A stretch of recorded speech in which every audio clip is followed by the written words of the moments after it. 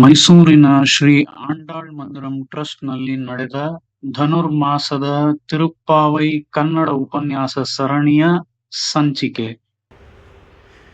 श्रीविष्णुचित्तकुलनन्दनकल्पवल्लीं श्रीरङ्गराजहरिचन्दनयोगदृश्यां साक्षात् क्षमां करुणया कमलामिवान्यां गोदामनन्यशरणः शरणं प्रपद्ये।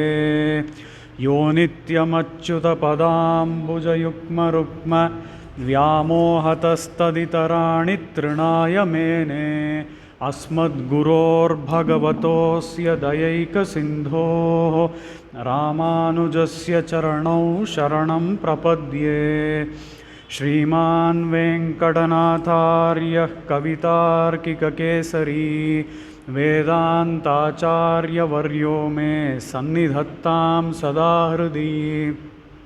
प्रपद्ये निरवद्यानां निषद्यां गुणसम्पदां शरणं भवभीतानां षठकोपमुनीश्वरं श्रीमद्रङ्गशठारिसंयमिवराल्लब्धागमान्तद्वयं श्रीमद्वीररघूद्वहाद्यषठजित्पादारविन्दाश्रयं श्रीमद्वेदवतंसदेशिकयतेः कारुण्यवीक्षास्पदं सेवे रङ्गधुरीणशासनवशं नारायणं योगिनं वेदान्तदेशिकयतीन्द्रकटाक्षलब्ध त्रय्यन्तसारमनवद्य गुणम्बुधाग्रयं नारायणाद्ययतिधुर्यकृपाभिषिक्तं श्रीरङ्गनाथयतिशेखरमाश्रयामः।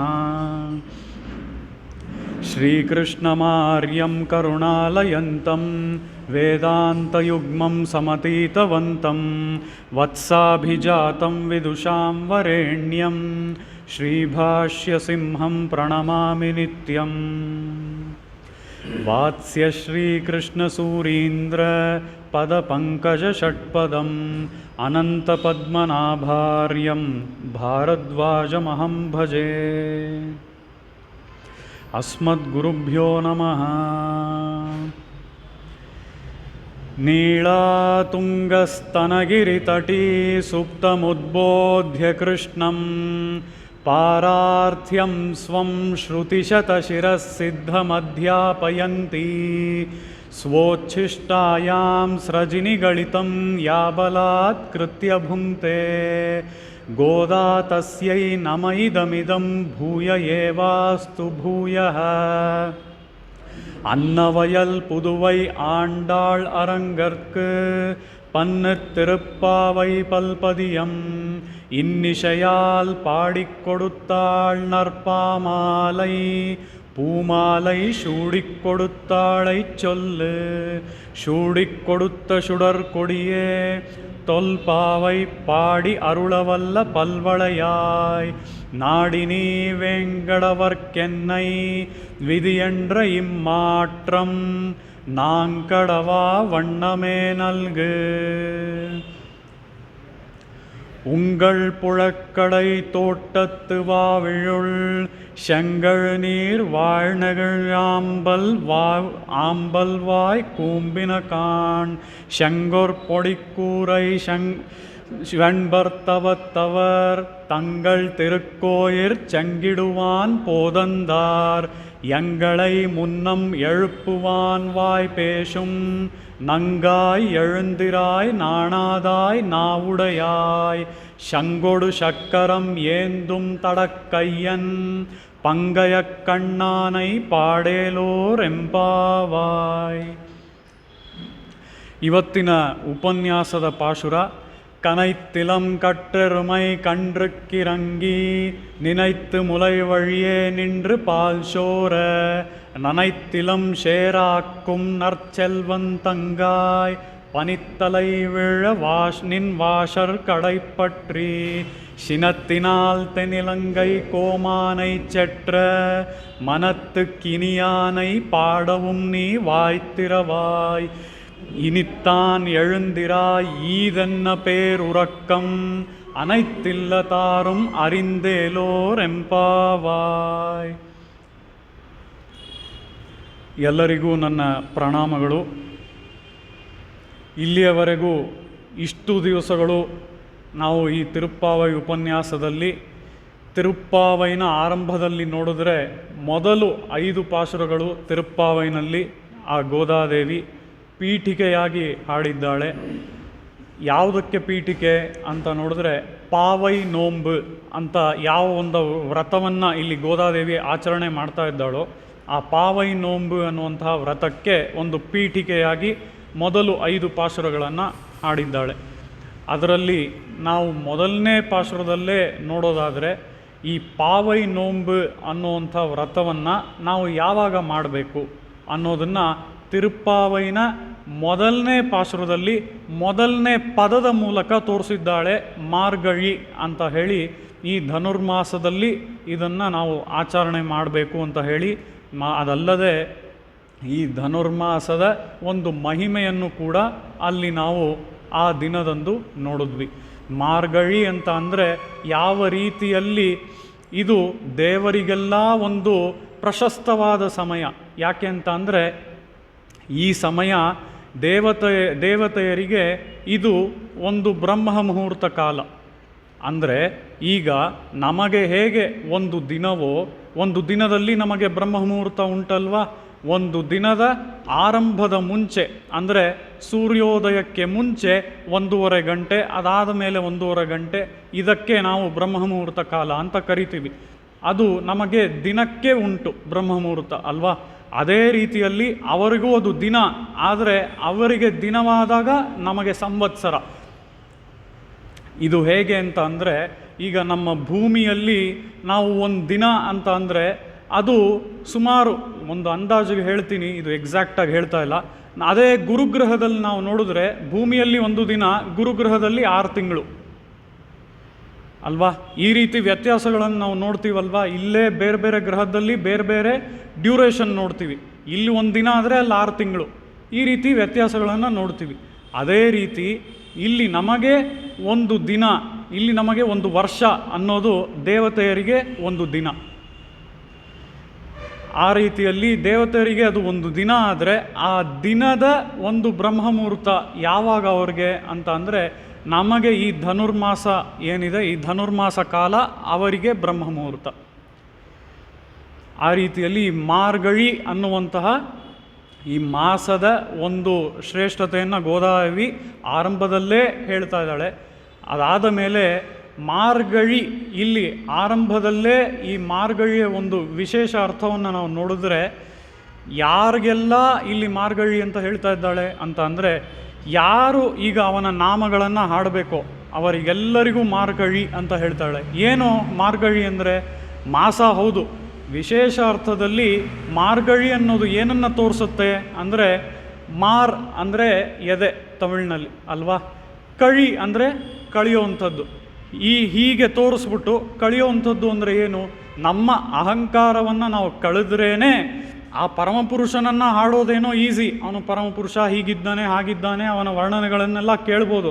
ಆದರೆ ಎದುರುಗಡೆ ನಮ್ಮಂತೆಯೇ 2 ಕೈಗಳು 2 ಕಾಲುಗಳು ಇರುವಂತಹ ಮತ್ತೊಬ್ಬ ಭಾಗವತರನ್ನು ನಾವು ಹೊಗಳಬೇಕು ಅಂತ ಅಂದರೆ, ಅವರನ್ನು ಸ್ತೋತ್ರ ಮಾಡಬೇಕು ಅಂತ ಅಂದರೆ ಈ ಕಳಿ, ಈ ಒಂದು ದರ್ಪ ನಮ್ಮಿಂದ ಬಿಟ್ಟು ಹೋದ ಮೇಲೇ ನಾವು ಅದನ್ನು ಸ್ತೋತ್ರ ಮಾಡೋದಕ್ಕೆ ಸಾಧ್ಯ.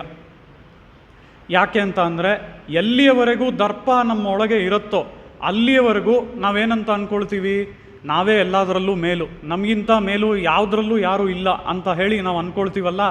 ನಮ್ಮ ಬಗ್ಗೆ ನಾವು ಹಾಗೆ ಅಂದ್ಕೊಳ್ಳೋದು ಇರಲಿ, ಅದರಿಂದ ಏನಾಗುತ್ತೆ, ಮತ್ತೊಬ್ಬರನ್ನು ಒಪ್ಪಿಕೊಳ್ಳುವಂತಹ ಬುದ್ಧಿ ನಮ್ಮಲ್ಲಿ ಬರಲ್ಲ. ಯಾವಾಗಲೂ ತಿರಸ್ಕಾರ ಬುದ್ಧಿಯೇ ಬರುತ್ತೆ ಒಂದು. ಎರಡನೇದು, ಮತ್ತೊಬ್ಬರನ್ನು ಒಪ್ಕೊಳ್ಳೋದೇ ಇಲ್ಲ, ಇನ್ನು ಮೆಚ್ಚುಗೆ ವ್ಯಕ್ತಪಡಿಸೋದು ಎಲ್ಲಿಂದ ಬರುತ್ತೆ, ಅಪ್ರಿಷಿಯೇಟ್ ಅಂತೂ ಮಾಡೋದೇ ಇಲ್ಲ. ಆ ರೀತಿಯಲ್ಲಿ ಈ ದರ್ಪವನ್ನು ಮೊದಲು ಕಳೆದ್ರೇ ಪಾರ್ಕಡಲುಳ್ ಪಯ್ಯತು ಇಂಡ್ರ ಪರಮನಡಿಪಾಡಿ ಉತ್ತಮನ್ ಪೇರ್ಪಾಡಿ ಅನ್ನುವಂತಹ ರೀತಿಯಲ್ಲಿ ಆ ನಾಮ ಸಂಕೀರ್ತನೆಗಳನ್ನು ನಾವು ನಂತರ ನೋಡ್ಬೋದು. ಅಂದರೆ ನಮ್ಮ ದರ್ಪವನ್ನು ನಾವು ಮೊದಲು ಕಳೆದ್ರೇ ನಾವು ಆ ಶ್ರೀಕೃಷ್ಣನನ್ನಾಗಲಿ ಅಥವಾ ಇನ್ನೊಬ್ಬ ಭಾಗವತೆಯ ಬಳಿ ಹೋಗಿ ಅಥವಾ ಭಾಗವತರ ಬಳಿ ಹೋಗಿ ನಾವು ಈ ರೀತಿಯಾಗಿ ಸ್ತೋತ್ರ ಮಾಡೋದಾಗಲಿ ಅವರನ್ನು ಹೊಗಳೋದಾಗಲಿ ಆಗಲೇ ನಮ್ಮಿಂದ ಸಾಧ್ಯ ಅಂತ ಹೇಳಿ ಮೊದಲಿಗೆ ಮಾರ್ಗಳಿ ಅನ್ನುವ ಪದದ ಮೂಲಕ ನಾವು ಹೇಗೆ ದರ್ಪವನ್ನು ಮೊದಲು ಕಳಿಬೇಕು, ನಮ್ಮಿಂದ ಕಳ್ಕೋಬೇಕು ಅಂತ ಹೇಳಿ ಇಲ್ಲಿ ಗೋದಾದೇವಿ ತೋರಿಸ್ತಾ ಇದ್ದಾಳೆ. ಆ ರೀತಿಯಲ್ಲಿ ಮೊದಲು 5 ಪಾಶುರಗಳಲ್ಲಿ ನಾವು ಪೀಠಿಕೆಯನ್ನು ನೋಡಿದ್ವಿ. ಅದಾದ ಮೇಲೆ 6ನೇ ಪಾಶುರದಿಂದ 15ನೇ ಪಾಶುರ, ಈ 10 ಪಾಶುರಗಳಲ್ಲಿ ಗೋದಾದೇವಿ ಏನನ್ನು ತೋರಿಸಿದ್ಲು ಅಂತ ಅಂದರೆ 10 ವಿವಿಧ ಸಖಿಯರನ್ನು ಎಬ್ಬಿಸ್ತಾ ಇದ್ದಾಳೆ. ಯಾವುದಕ್ಕೆ ಅಂತ ಅಂದರೆ ಅವಳೊಬ್ಬಳೇ ಈ ವ್ರತವನ್ನು ಹೋಗಿ ಆಚರಣೆ ಮಾಡಿದ್ರೆ ಅದರಲ್ಲೇನು ಸಂತೋಷ ಇರಲ್ಲ, ಎಲ್ಲರೂ ಸೇರಿನೇ ಹೋಗಿ ಮಾಡಬೇಕು ಅಂತ ಹೇಳಿ ಆ ಸಖಿಯರನ್ನೆಲ್ಲ ಎಬ್ಬಿಸ್ಕೊಂಡು ಇವಳು ಕರ್ಕೊಂಡು ಹೋಗ್ತಾ ಇದ್ದಾಳೆ. ಈ ಸಖಿಯರೆಲ್ಲ ಹೇಗಿದ್ದಾರೆ ಅಂತ ಅಂದರೆ ಇವರೆಲ್ಲರೂ ಲೈಕ್ ಮೈಂಡೆಡ್ ಅಂತ ಅಂದರೆ ಎಲ್ಲರೂ ಫೇಸ್ಬುಕ್ಕಲ್ಲಿ ಇನ್ನೊಂದು ಕಡೆ ಹೋಗಿ ಲೈಕ್ ಓದ್ತವ್ರಲ್ಲ, ಇವರು ಎಲ್ಲರೂ ಒಂದೇ ರೀತಿ ಯೋಚನೆ ಮಾಡೋರು. ಆ ರೀತಿಯಾಗಿ ಇವರೆಲ್ಲರೂ ಲೈಕ್ ಮೈಂಡೆಡ್ ಆಗಿರೋರನ್ನೆಲ್ಲ ಸೇರಿಸ್ಕೊಂಡು ಇವಳು ಈ ವ್ರತವನ್ನು ಅನುಷ್ಠಾನ ಮಾಡೋದಕ್ಕೆ ಹೋಗ್ತಾ ಇದ್ದಾಳೆ. 6ರಿಂದ 15 ಪಾಶುರಗಳು 10 ಸಖಿಯರನ್ನು ಎಬ್ಬಿಸ್ತಾ ಇದ್ದಾಳೆ ಅಂತ ಹೇಳಿದೆ. ಈ 10 ಸಖಿಯರಲ್ಲದೆ ಇಲ್ಲಿ ವಿಶೇಷವಾದ ಅರ್ಥದಲ್ಲಿ ನಾವು ನೋಡೋದಾದರೆ 10 ದಿವ್ಯದೇಶ ಎಂಪೆರುಮಾನರನ್ನು, ಅದಲ್ಲದೆ 10 ಆಳ್ವಾರರು, ಮಧುರಕವಿ ಆಳ್ವಾರ್, ಆಂಡಾಳ್ ಇವರಿಬ್ಬರನ್ನು ಬಿಟ್ಟು 10 ಆಳ್ವಾರರನ್ನು ಎಬ್ಬಿಸೋ ಹಾಗೆ ನಮ್ಮ 10 ಇಂದ್ರಿಯಗಳು, ಕರ್ಮೇಂದ್ರಿಯ 5, ಜ್ಞಾನೇಂದ್ರಿಯ 5, ಈ 10 ಇಂದ್ರಿಯಗಳನ್ನು ಎಬ್ಬಿಸೋ ಹಾಗೆ ವಿಶೇಷ ರೀತಿಯಲ್ಲಿ ಅರ್ಥಗಳನ್ನು ನಮ್ಮ ಆಚಾರ್ಯರು ಇದರಲ್ಲಿ ತೋರಿಸಿದ್ದಾರೆ. ಆ ರೀತಿಯಲ್ಲಿ ಈಗಾಗಲೇ ನಾವು 6 ಪಾಶುರಗಳನ್ನು ನೋಡಿದ್ದೀವಿ. ಅಂದರೆ 6, 7, 8, 9, 10, 11 ಈ 6 ಪಾಶುರಗಳಲ್ಲಿ ಒಬ್ಬೊಬ್ಬ ಸಖಿಯನ್ನೂ ಎಬ್ಬಿಸ್ತಾಳೆ. ಆ ಒಬ್ಬೊಬ್ಬ ಸಖಿಗೂ ಕೂಡ ಒಂದೊಂದು ವಿಶೇಷವಾದ ಗುಣ ಇದೆ. ಅದು ಯಾವ ವಿಶೇಷವಾದ ಗುಣ ಅಂತ ಆ ಪಾಶುರ ನೋಡುವಂಥ ಸಮಯದಲ್ಲಿ ನಾವು ನೋಡಿದ್ದೀವಿ. ಆ ರೀತಿಯಲ್ಲಿ ನೆನ್ನೆಯ ಪಾಶುರ ನಾವು ನೋಡಿದಂಥದ್ದು ಕಟ್ರು ಕರವೈ ಕಣಂಗಳ್ ಪಲಕ್ಕರಂದು ಅನ್ನುವಂತಹ ಪಾಶುರದಲ್ಲಿ ಈ ಸಖಿಗೆ ಇರುವಂತಹ ವಿಶೇಷವಾದ ಗುಣ ಯಾವುದು ಅಂತ ಅಂದರೆ ಪೊರ್ಕೊಡಿಯೇ, ಪುಟ್ರರವಲ್ಗುರ್, ಪುನಮೈಲೆ ಅಂತ ಹೇಳಿ ಅವಳ ಸೌಂದರ್ಯವನ್ನು ಇಲ್ಲಿ ಗೋದಾದೇವಿ ವರ್ಣಿಸ್ತಾ ಇದ್ದಾಳೆ. ಆ ರೀತಿಯಲ್ಲಿ ಈ ನೆನ್ನೆಯ ಪಾಶುರದ ಕೆಲವು ಅರ್ಥಗಳನ್ನು ನಾವು ನೋಡೋದಾದರೆ ನೆನ್ನೆ ನೋಡಿದಂತಹ ವಿಷಯಗಳು ಕಟ್ರು ಕರವೈ ಕಣಂಗಳ್ ಪಲಕ್ಕರಂದು ಅಂದರೆ ಅಸಂಖ್ಯೇಯವಾಗಿ ಇದೆ ಹಸುಗಳ ಗುಂಪುಗಳು, ಹಸುಗಳಲ್ಲ, ಹಸುಗಳು ಗುಂಪುಗಳನ್ನೇ ಎಣಿಸೋಕ್ಕಾಗ್ತಾ ಇಲ್ವಂತೆ, ಅಷ್ಟು ಹಸುಗಳ ಗುಂಪುಗಳಿವೆ ಅಂತ ಹೇಳಿ ಇಲ್ಲಿ ಗೋದಾದೇವಿ ತೋರಿಸ್ತಾ ಇದ್ದಾಳೆ. ಈ ರೀತಿಯಾಗಿ ಅಸಂಖ್ಯೇಯವಾಗಿ ಬೇರೆ ಏನೇನಿದೆ ಅಂತ ನೋಡಿದ್ರೆ ಅವನ ಕಲ್ಯಾಣ ಗುಣಗಳು ಅಲ್ವಾ, ಶ್ರೀಮನ್ನಾರಾಯಣನ ಕಲ್ಯಾಣ ಗುಣಗಳು ಇದೇ ರೀತಿ ಎಣಿಸೋಕ್ಕೆ ಆಗೋದೇ ಇಲ್ಲ, ಆ ರೀತಿ ಅಸಂಖ್ಯೇಯವಾಗಿದೆ, ಇನ್ಫೈನೈಟ್ ಆಗಿದೆ ಅಂತ ಹೇಳಿ ನಮ್ಮ ಆಚಾರ್ಯರು ತೋರಿಸ್ತಾರೆ. ಅದಲ್ಲದೆ ಬೇರೆ ಯಾವುದು ಇದೇ ರೀತಿ ಇನ್ಫೈನೈಟ್ ಆಗಿದೆ ಅಂತ ಕೇಳಿದ್ರೆ, ಈಗ ಸಾಮಾನ್ಯವಾಗಿ ನಿಮ್ಮನ್ನೊಂದು ಪ್ರಶ್ನೆ ಕೇಳಿದ್ರೆ ನೀವೆಲ್ಲರೂ ಇಲ್ಲಿ ಕೂಳ್ತಿದ್ದೀರಾ, ನಾನು ಕೂತಿದ್ದೀನಿ, ಅದಲ್ಲದೆ ಇಲ್ಲೆಲ್ಲರೂ ಇದ್ದೀವಿ ಅಲ್ವಾ, ಈ ಹಾಲ್ನಲ್ಲಿ ಈ ರೂಮ್ನಲ್ಲಿ ಎಷ್ಟು ಜನ ಇದ್ದೀವಿ ಅಂತ ಕೇಳಿದ್ರೆ ನೀವು ಎಲ್ಲರನ್ನೂ ಎಣಿಸಿ ಒಂದು 15, 20 ಎಷ್ಟು ಜೀವಾತ್ಮರು ಇದ್ದೀರಿ ಅಂತ ಕೇಳಿದ್ರೆ ಅವಾಗೇನು ಹೇಳ್ತೀರಾ? ಅವಾಗಲೂ 15, 20 ಅಂತಲೇ ನೀವು ಹೇಳ್ತೀರಾ. ಆದರೆ ನಿಜವಾದ ಉತ್ತರ ಅದಲ್ಲ. ನಿಜವಾದ ಉತ್ತರ ಏನು ಅಂತ ಅಂದರೆ ನಾನು ನೆನ್ನೆನೇ ಹೇಳಿದ ಹಾಗೆ ನಮಗೆ ಕಣ್ಣಿಗೆ ಕಾಣಿಸದೇ ಇರುವಂತಹ ಅಮೀಬಾಯಿಂದ ಹಿಡಿದು ಆ ಬ್ರಹ್ಮನವರೆಗೂ ಎಲ್ಲವೂ ಜೀವಾತ್ಮಗಳೇ. ಆ ರೀತಿಯಲ್ಲಿ ಈ ರೂಮಲ್ಲಿ ಎಷ್ಟು ಜೀವಾತ್ಮರಿದ್ದೀರಾ ಅಂತ ಕೇಳಿದ್ರೆ ಅದನ್ನು ಎಣಿಸೋಕ್ಕಾಗತ್ತಾ? ಖಂಡಿತ ಎಣಿಸೋಕ್ಕಾಗಲ್ಲ. ಆ ರೀತಿಯಲ್ಲಿ ಕಟ್ರು ಕರವೈ ಕಣಂಗಳ್ ಪಲಕ್ಕರಂದು ಅಂತ ಅಂದರೆ ಈ ಜೀವಾತ್ಮರು ಹಲವರು, ಇವರನ್ನು ನಾವು ಎಣಿಸೋದಕ್ಕಾಗೋದಿಲ್ಲ. ಇವ್ರನ್ನ ಎಣಿಸೋದಕ್ಕಾಗೋದಿಲ್ಲ. ಯಾಕೆ ಅಂತ ಅಂದರೆ ಇವರು ಇನ್ಫೈನೈಟ್. ಈ ರೀತಿಯಲ್ಲಿ ನಾವು ಲೆಕ್ಕ ಹಾಕುವಷ್ಟು ನಮಗೆ ಲೆಕ್ಕಕ್ಕೆ ಸಿಗುವಂಥ ಒಂದು ಅಳವಿನಲ್ಲಿ ಅವರುಗಳು ಇಲ್ಲ ಅಂತ ಹೇಳಿ ಇಲ್ಲಿ ಗೋದಾದೇವಿ ಈ ಕಟ್ರು ಕರವೈ ಕಣಂಗಳ್ ಪಲಕ್ಕರಂದು ಅಂತ ತೋರಿಸಿದ್ಲು.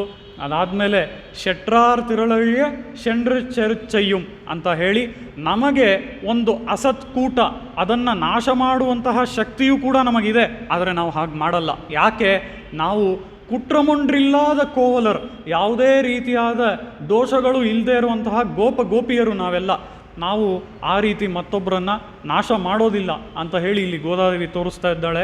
ಅದರ ಜೊತೆಗೆ ಇಲ್ಲಿ ಶೆಟ್ರಾರ್ ತಿರುಳಳ್ಯಂ ಶೆಂಡ್ರ ಚೆರುಚ್ಚಯ್ಯಂ ಅನ್ನೋದಕ್ಕೆ ನಿನ್ನೆ ನಾವು ನೋಡಿದಂತಹ ವಿಶೇಷವಾದ ಅರ್ಥ, ಸ್ವಾಮಿ ದೇಶಿಕರು ಈ ಅಧ್ಯಯನ ಉತ್ಸವ ನಿಂತು ಹೋಗಿದ್ದಂತಹ ಸಮಯದಲ್ಲಿ ಅದನ್ನು ಆ ವಾದಿಗಳ ವಿರುದ್ಧ ವಾದ ಮಾಡಿ ಅದನ್ನು ಮತ್ತೆ ಹೇಗೆ ಸ್ಥಾಪಿಸಿದ್ರು, ಅದನ್ನು ಮತ್ತೆ ಆಚರಣೆಯಲ್ಲಿ ಹೇಗೆ ತಂದರು ಅನ್ನೋದನ್ನು ನಾವು ನೆನ್ನೆಯ ವಿಷಯದಲ್ಲಿ ಈ ಶಟ್ರಾರ್ ತಿರಳಳ್ಳಿಯಂ ಚೆರುಚ್ಚಯ್ಯಂ ಅನ್ನೋದಕ್ಕೆ ಈ ವಿಷಯವನ್ನು ನೋಡಿದ್ವಿ.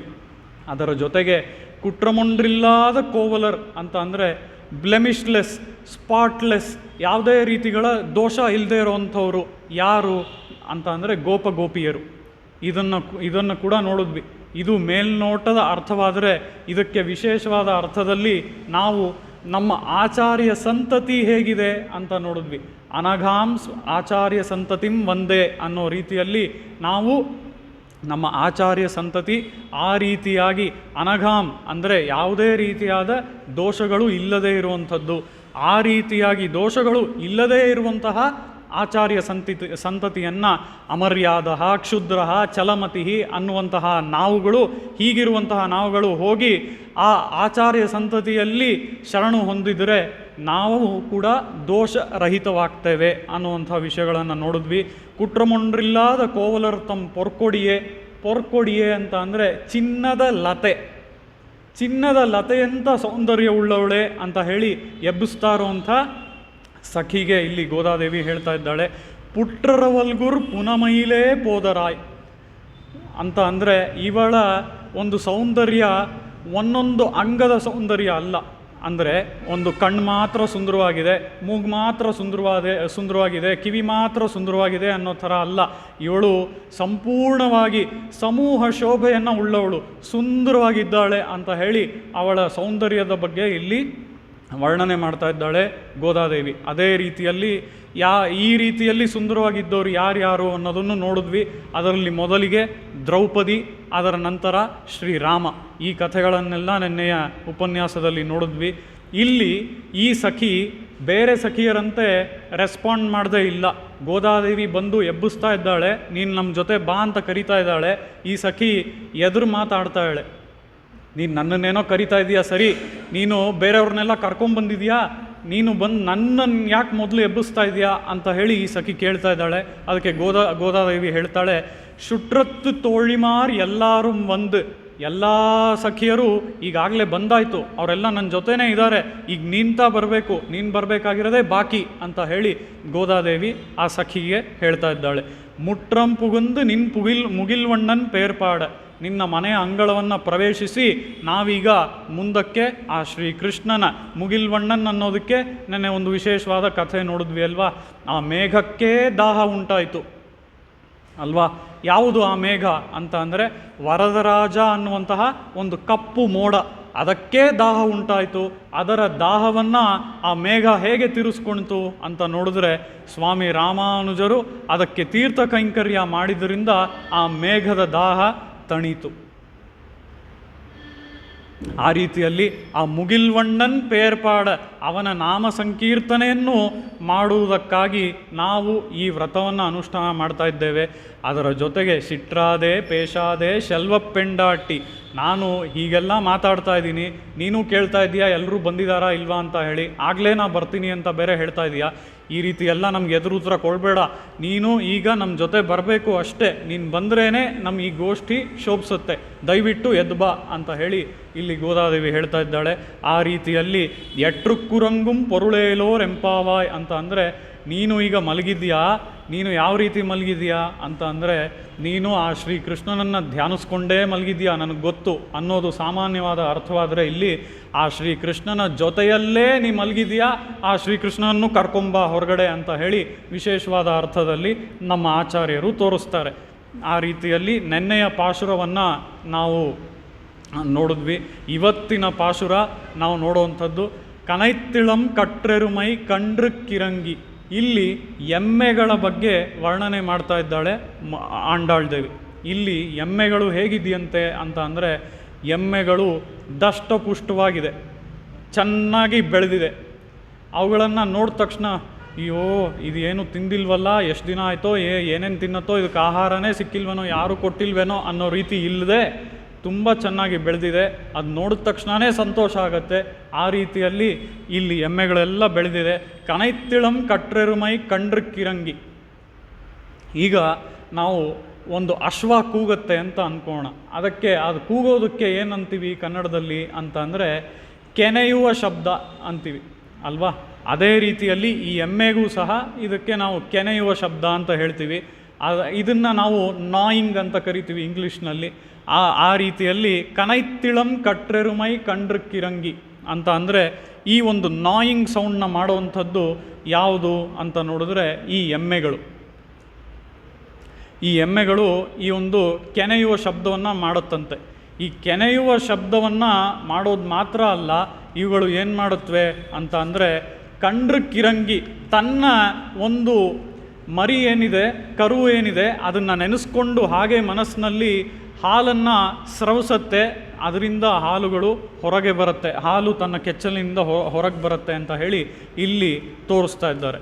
ಅದು ಮಾತ್ರ ಅಲ್ಲ, ಆ ರೀತಿಯಾಗಿ ದಷ್ಟಪುಷ್ಟವಾಗಿ ಬೆಳೆದಿದೆ ಈ ಎಮ್ಮೆಗಳು. ಈ ಎಮ್ಮೆಗಳು ಹಾಲನ್ನು ತಾವಾಗೇ ಹಾಲು ಸ್ರವಿಕೆಯನ್ನು ಮಾಡಿ ಹಾಗೇ ಸೋರೋದಕ್ಕೆ ಬಿಡುತ್ತೆ. ಅಂದರೆ ಅಂಥ ಒಂದು ಪ್ರೀತಿಯನ್ನು ಅದರ ಕರುಗಳ ಮೇಲೆ ಅವುಗಳು ಇಟ್ಟಿವೆ ಅಂತ ಹೇಳಿ ಇಲ್ಲಿ ತೋರಿಸ್ತಾ ಇದ್ದಾರೆ. ಅದರ ಜೊತೆಗೆ ಇವೆಲ್ಲ ನಾವು 3ನೆಯ ಪಾಶುರದಲ್ಲೇ ನೋಡಿದ ಹಾಗೆ ಸಮೃದ್ಧಿಯ ಸೂಚನೆಗಳು ಯಾವ್ಯಾವುದು ಅಂತ ಗೋದಾದೇವಿ ತೋರಿಸಿದ್ಲಲ್ವ ಆ ಪಾಶುರದಲ್ಲಿ.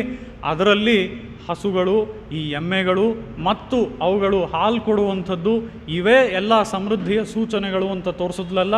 ಆ ಪ್ರಕಾರ ಇಲ್ಲೂ ಸಹ ಎಮ್ಮೆಗಳು ಹಾಗೆಯೇ ಅದರ ಮರಿಗಳನ್ನು ನೆನೆಸ್ಕೊಂಡು ಹಾಲನ್ನು ಸುರಿಸುತ್ತೆ ಅಂತ ಹೇಳಿ ಗೋದಾದೇವಿ ಹೇಳ್ತಾ ಇದ್ದಾಳೆ. ಇದೇ ರೀತಿಯಾಗಿ ಈ ಒಂದು ಸಮೃದ್ಧಿಯ ವರ್ಣನೆಯನ್ನು ನಾವು ನೋಡೋದಾದರೆ ರಾಮಾಯಣದಲ್ಲಿ ನೋಡ್ಬೋದು. ಯಾವುದರಲ್ಲಿ ಅಂತ ಅಂದರೆ ತಮಿಳಿನ ಕಂಬರಾಮಾಯಣದಲ್ಲಿ ಇದೇ ರೀತಿಯಾದ ಒಂದು ವರ್ಣನೆಯನ್ನು ನೋಡ್ಬೋದು. ಶೇಲುಂಡ ಒಣ್ಕಣಾರಿನ್ ತಿಂಗಿಣ್ಣ ಶೆಂಗಾಲನ್ನಂ ಮಾಲುಂಡ ನಳಿನಪ್ಪಳ್ಳಿ வளர்த்திய மழலை பிள்ளை காலுண்ட சேத்து மேதி கண்ணு உள்ளி கனைப்ப சேர்ந்து பாலுண்டு ತುಯಿಲ್ ಪಚ್ಚೈ ತೇರೈ ತಾಲಾಟುಂ ಪನ್ನೈ ಅನ್ನುವ ರೀತಿಯಲ್ಲಿ ಕಂಬರ್ ರಾಮಾಯಣದಲ್ಲಿ ಈ ಒಂದು ವರ್ಣನೆಯನ್ನು ಕೊಡ್ತಾರೆ. ಇದು ಅತಿ ಅದ್ಭುತವಾಗಿರುವಂಥ ವರ್ಣನೆ. ಇದು ಕೇಳಿದ್ರೇ ಹಾಗೆ ಮೈಮರೆಯೋ ಹಾಗಿರುತ್ತೆ. ಅಂತಹ ವರ್ಣನೆಯನ್ನು ಇಲ್ಲಿ ಕಂಬರ್ ಕೊಟ್ಟಿದ್ದಾರೆ. ಇಲ್ಲಿ ಕಂಬರು ಏನು ಹೇಳ್ತಾ ಇದ್ದಾರೆ ಅಂತ ಅಂದರೆ, ಈ ಎಮ್ಮೆಗಳು ತನಗೆ ಸಿಕ್ಕಿದ್ದನ್ನೆಲ್ಲ ಹಾಗೆ ತಿಂದುಬಿಡಲ್ಲ. ಇವತ್ತು ನಾವು ನೋಡೋ ರೀತಿ ಅದಕ್ಕೆ ಏನೋ ಒಂದು ಕಸ ಸಿಗತ್ತೆ, ಒಂದು ಪ್ಲಾಸ್ಟಿಕ್ ಕವರ್ ಸಿಗತ್ತೆ, ಅದನ್ನೆಲ್ಲ ಆ ರೀತಿ ಎಮ್ಮೆಗಳು ತಿಂತಾ ಇರಲಿಲ್ಲ. ಯಾಕೆ ಅಂದರೆ ಅವುಗಳಿಗೆ ಇವೆಲ್ಲ ಅವತ್ತು ಲಭ್ಯ ಇರಲಿಲ್ಲ.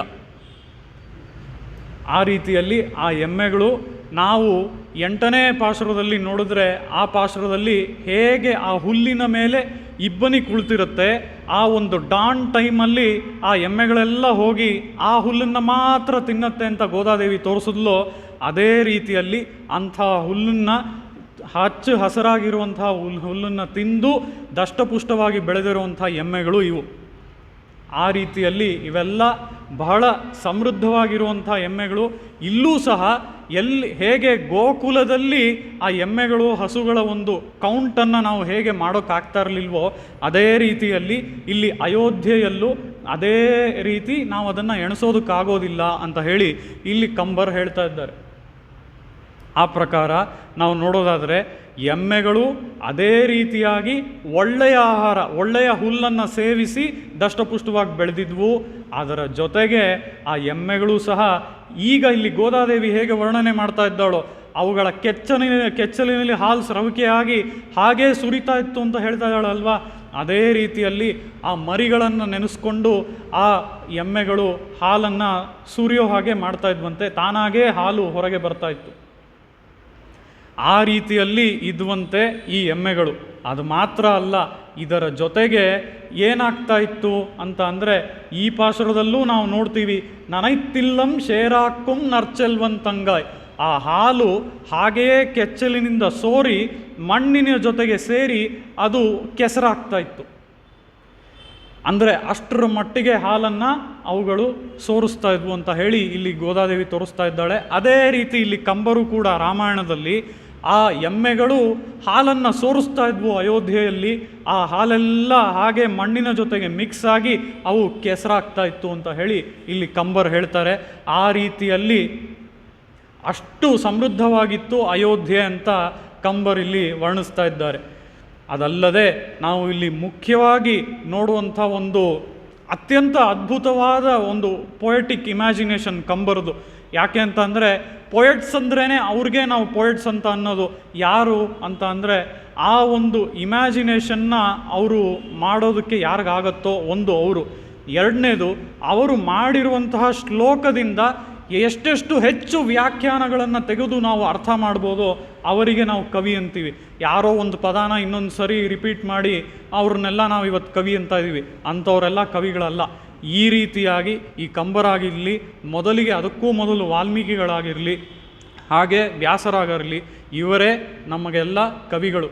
ಆ ರೀತಿಯಲ್ಲಿ ಇಲ್ಲಿ ನೋಡೋದಾದರೆ ಇಲ್ಲಿ ಕವಿಯ ಒಂದು ಇಮ್ಯಾಜಿನೇಷನ್, ಕಲ್ಪನೆ ಹೇಗಿದೆ ಅಂತ ನೋಡಿದ್ರೆ, ಈ ಸೋರ್ತಾ ಇದೆ ಹೀಗೆ ಹಾಲೆಲ್ಲ ಎಮ್ಮೆಯಿಂದ, ಆ ಹಾಲೆಲ್ಲ ಸೋರಿ ಅದು ಕೆಸರಾಗ್ತಾ ಇದೆ. ಅದು ಮಾತ್ರ ಅಲ್ಲ, ಅದು ಮಣ್ಣು ಜೊತೆಗೆ ಮಾತ್ರ ಮಿಕ್ಸ್ ಆಗ್ತಾ ಇಲ್ಲ, ಆ ಹಾಲೆಲ್ಲ ಅಲ್ಲೇ ಪಕ್ಕದಲ್ಲಿ ಇರುವಂತಹ ಒಂದು ತಟಾಕಕ್ಕೆ, ಒಂದು ಕೆರೆಗೆ ಹೋಗಿ ಆ ನೀರಿನ ಜೊತೆ ಈ ಹಾಲು ಮಿಕ್ಸ್ ಆಗ್ತಾ ಇದೆ. ತಟಾಕಕ್ಕೂ ಹೋಗಿ ಸೇರ್ತಾ ಇದೆ ಈ ಹಾಲು ಅಂತ ಹೇಳಿ ಇಲ್ಲಿ ಅಷ್ಟರ ಮಟ್ಟಿಗೆ ಎಮ್ಮೆಗಳಿವೆ. ಆ ಎಮ್ಮೆಗಳು ಆ ಪ್ರಮಾಣದಲ್ಲಿ ಹಾಲನ್ನು ಸುರಿಸತ್ವೆ ಅಂತ ಹೇಳಿ ಇಲ್ಲಿ ಆ ಕಂಬರು ತೋರಿಸ್ತಾ ಇದ್ದಾರೆ. ಆ ರೀತಿಯಲ್ಲಿ ನಾವು ಮುಂದೆ ನೋಡಿದ್ರೆ ಹಾಲೆಲ್ಲ ಇಲ್ಲಿದೆ, ಹೌದು ಕೆರೆಯಲ್ಲೂ ತುಂಬಿದೆ, ಆದರೆ ಇದಕ್ಕೆ ಯಾರಿಗೂ ಉಪಯೋಗ ಅಲ್ವಾ? ನೀರಿನ ಜೊತೆ ಹಾಲು ಸೇರಿಬಿಡ್ತು, ಇದು ಯಾರಿಗೂ ಉಪಯೋಗ ಅಂತ ಅಂದರೆ ಉಪಯೋಗ ಇದೆಯಂತೆ. ಯಾರಿಗೆ ಅಂದರೆ ಹಂಸ ಪಕ್ಷಿಗಳಿಗೆ. ಈ ಹಂಸ ಕ್ಷೀರ ನ್ಯಾಯ ಅಂತ ನಾವು ಒಂದು ಹೇಳ್ತೀವಿ. ಅದು ಏನು ಅಂತ ಅಂದರೆ ಹಂಸಕ್ಕೆ ಇರುವಂತಹ ಒಂದು ಸ್ಪೆಷಲ್ ಟ್ಯಾಲೆಂಟ್ ಅದು. ಅದು ಏನು ಅಂತ ಅಂದರೆ ಈ ಹಂಸ ಅನ್ನುವಂತಹ ಪಕ್ಷಿ ಈಗ ಕ್ಷೀರ ಅನ್ನುವಂತಹ ಹಾಲಿನ ಜೊತೆ ನೀರು ಮಿಕ್ಸ್ ಆಗಿದ್ದರೆ ನಾವೇನು ಮಾಡೋಕ್ಕಾಗಲ್ಲ, ನಾವು ಹಾಗೆ ಅದನ್ನು ಕನ್ಸ್ಯೂಮ್ ಮಾಡಬೇಕಾಗತ್ತೆ, ಇಲ್ಲದಿದ್ದರೆ ಅದನ್ನು ಬಿಡಬೇಕಾಗತ್ತೆ. ನಮಗಿರೋದು ಅದೇ ಆಪ್ಷನ್. ಆದರೆ ಹಂಸಕ್ಕೆ ಹಾಗಲ್ಲ. ಹಂಸಕ್ಕೆ ಒಂದು ಸ್ಪೆಷಲ್ ಟ್ಯಾಲೆಂಟ್ ಇದೆ. ಅದು ಏನು ಅಂತ ಅಂದರೆ ಹೀಗೆ ನೀರು ಮತ್ತು ಹಾಲು ಮಿಕ್ಸ್ ಆಗಿದೆ, ಅದರಿಂದ ಕೇವಲ ಹಾಲನ್ನು ಮಾತ್ರ ತೆಗೆದು ಕುಡಿಯುವಂತಹ ಒಂದು ಕೆಪಾಸಿಟಿ ಹಂಸಕ್ಕಿದೆ. ಆ ರೀತಿಯಲ್ಲಿ ಹಂಸಕ್ಕಿರುವಂಥ ಒಂದು ಸ್ಪೆಷಲ್ ಟ್ಯಾಲೆಂಟ್ ಇದು. ಈ ಸ್ಪೆಷಲ್ ಟ್ಯಾಲೆಂಟ್ನೊಂದಿಗೆ ಅಲ್ಲಿರುವಂತಹ ಹಂಸಗಳು, ಅಂದರೆ ಅಯೋಧ್ಯೆಯಲ್ಲಿ ಇರುವಂತಹ ಹಂಸಗಳು ಏನು ಮಾಡ್ತಾವೆ ಅಂತ ಅಂದರೆ ಈ ಕೆರೆಗೆ ಈ ರೀತಿಯಾಗಿ ಹಾಲು ಮತ್ತು ನೀರು ಮಿಕ್ಸ್ ಆಗ್ತಾ ಇದೆ.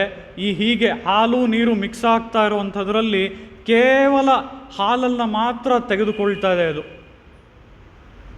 ಈ ರೀತಿಯಲ್ಲಿ ನಾವು ಈ ಹಂಸವನ್ನು ಸಾಮಾನ್ಯವಾಗಿ ನಮ್ಮ ಸಂಪ್ರದಾಯದಲ್ಲಿ ಯಾರಿಗೆ ಹೋಲಿಸ್ತೀವಿ ಅಂತ ನೋಡೋದಾದರೆ ನಮ್ಮ ಆಚಾರ್ಯರಿಗೆ. ಅದು ಯಾಕೆ ಅಂದರೆ ಮೊದಲಿಗೆ ಹಂಸಾವತಾರ ಮಾಡಿದವನು ಆ ಶ್ರೀಮನ್ನಾರಾಯಣ. ಶ್ರೀಮನ್ನಾರಾಯಣ ಅಂದ ಕೂಡಲೇ ನಾವು ಸಾಮಾನ್ಯವಾಗಿ ಅವನ ಅವತಾರಗಳನ್ನು ಹೇಳಿ ಅಂದರೆ ದಶಾವತಾರಗಳನ್ನು ಪಟ್ಟಿ ಮಾಡ್ತೀವಿ. ಆದರೆ ಅವನ ಅವತಾರಗಳು ಕೇವಲ ದಶಾವತಾರಗಳಲ್ಲ. ಹೇಗೆ ಕಟ್ರಕ್ಕೆ ಕರವೈ ಕಣಂಗಳು ಪಲಕ್ಕರಂದು ಅಂತ ನಾವು ಹೇಳ್ತೀವೋ ಅದೇ ರೀತಿಯಲ್ಲಿ ಅವನ ಅವತಾರಗಳನ್ನು ಕೂಡ ನಾವು ಎಣಿಸೋದಕ್ಕಾಗೋದಿಲ್ಲ. ಅಷ್ಟು ಅವತಾರಗಳನ್ನು ಅವನು ಮಾಡಿದ್ದಾನೆ. ಆ ರೀತಿಯಲ್ಲಿ ಹಂಸಾವತಾರವೂ ಕೂಡ ಒಂದು ಅವತಾರ. ಆ ಹಂಸಾವತಾರದಲ್ಲಿ ಶ್ರೀಮನ್ನಾರಾಯಣ ಉಪದೇಶಗಳನ್ನು ಮಾಡ್ತಾನೆ. ಆ ರೀತಿ ಅವನು ಮತ್ತೊಬ್ಬರಿಗೆ ಉಪದೇಶಗಳನ್ನು ಮಾಡಿರೋದ್ರಿಂದ ಅವನು ಒಬ್ಬ ಆಚಾರ್ಯನಾಗಿ ಆ ಹಂಸಾವತಾರದಲ್ಲಿ ನಾವು ನೋಡ್ಬೋದು. ಆ ರೀತಿಯಲ್ಲಿ ಇಲ್ಲೂ ಕೂಡ ಈ ಹಂಸಕ್ಕೆ ನಾವು ಆಚಾರ್ಯರನ್ನು ಏನಕ್ಕೆ ಹೋಲಿಸ್ತೀವಿ ಅಂತ ಅಂದರೆ ಆ ಹಂಸ ಹಾಲು ಮತ್ತು ನೀರು ಮಿಕ್ಸ್ ಆಗಿದೆ. ಆ ಹಾಲು ಮತ್ತು ನೀರು ಬೆರ್ತಿರ್ಬೇಕಾದ್ರೆ ಹಾಲನ್ನು ಮಾತ್ರ ತಗೊಳುತ್ತೆ, ಮಿಕ್ಕಿದ್ದನ್ನು ಹಾಗೆಯೇ ಬಿಟ್ಬಿಡುತ್ತೆ.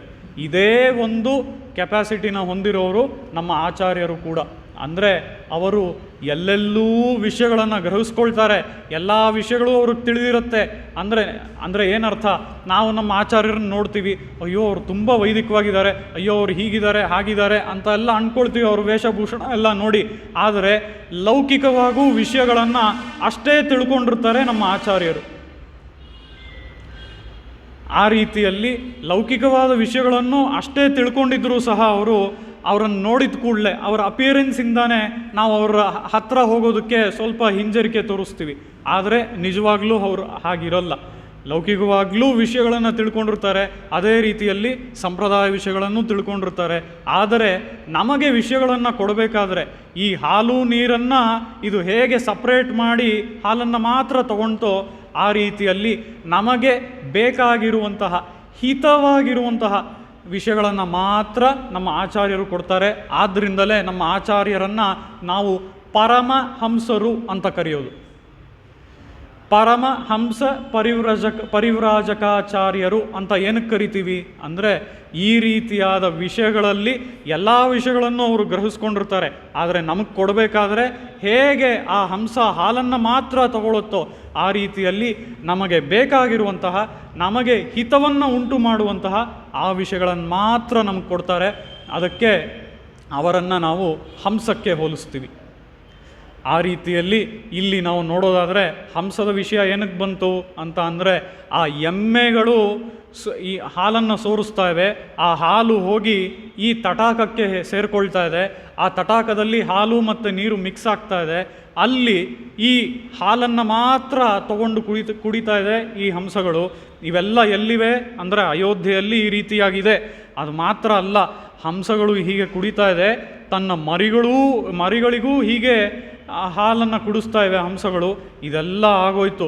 ಈ ಹಂಸಗಳು ಸಾಮಾನ್ಯವಾಗಿ ಎಲ್ಲಿ ರೆಸ್ಟ್ ಮಾಡ್ತಾ ಇವೆ ಅಂತ ಅಂದರೆ, ಅವುಗಳಿಗೆ ಒಂದು ವಿಶ್ರಾಂತಿ ಸ್ಥಳ, ಈ ಹೂಗಳೆಲ್ಲ ಬೆಳೆದಿದೆ ಅಲ್ವಾ, ಈ ಒಂದು ಹೊಲದಲ್ಲಿ ವಿಧ ವಿಧವಾದ ಗಿಡಗಳು ಬೆಳೆದಿದೆ. ಆ ಗಿಡಗಳಲ್ಲಿ ಹೂಗಳು ಬೆಳೆದಿದೆ. ಆ ಹೂಗಳ ಒಳಗೆ ಈ ಹಂಸಗಳು ತನ್ನ ಒಂದು ಸ್ಥಾನವನ್ನು ನೋಡ್ಕೊಂಡಿದೆಯಂತೆ. ಆ ರೀತಿಯಾಗಿ ನೀವು ಇಮ್ಯಾಜಿನ್ ಮಾಡ್ಬೋದು, ಹೂಗಳ ಒಳಗೆ ಹಂಸಗಳು ವಾಸ ಮಾಡುತ್ತೆ ಅಂತ ಅಂದರೆ ಆ ಹೂಗಳ ಗಾತ್ರ ಯಾವ ಸೈಜ್ಗಿರ್ಬೋದು ಅಲ್ವಾ.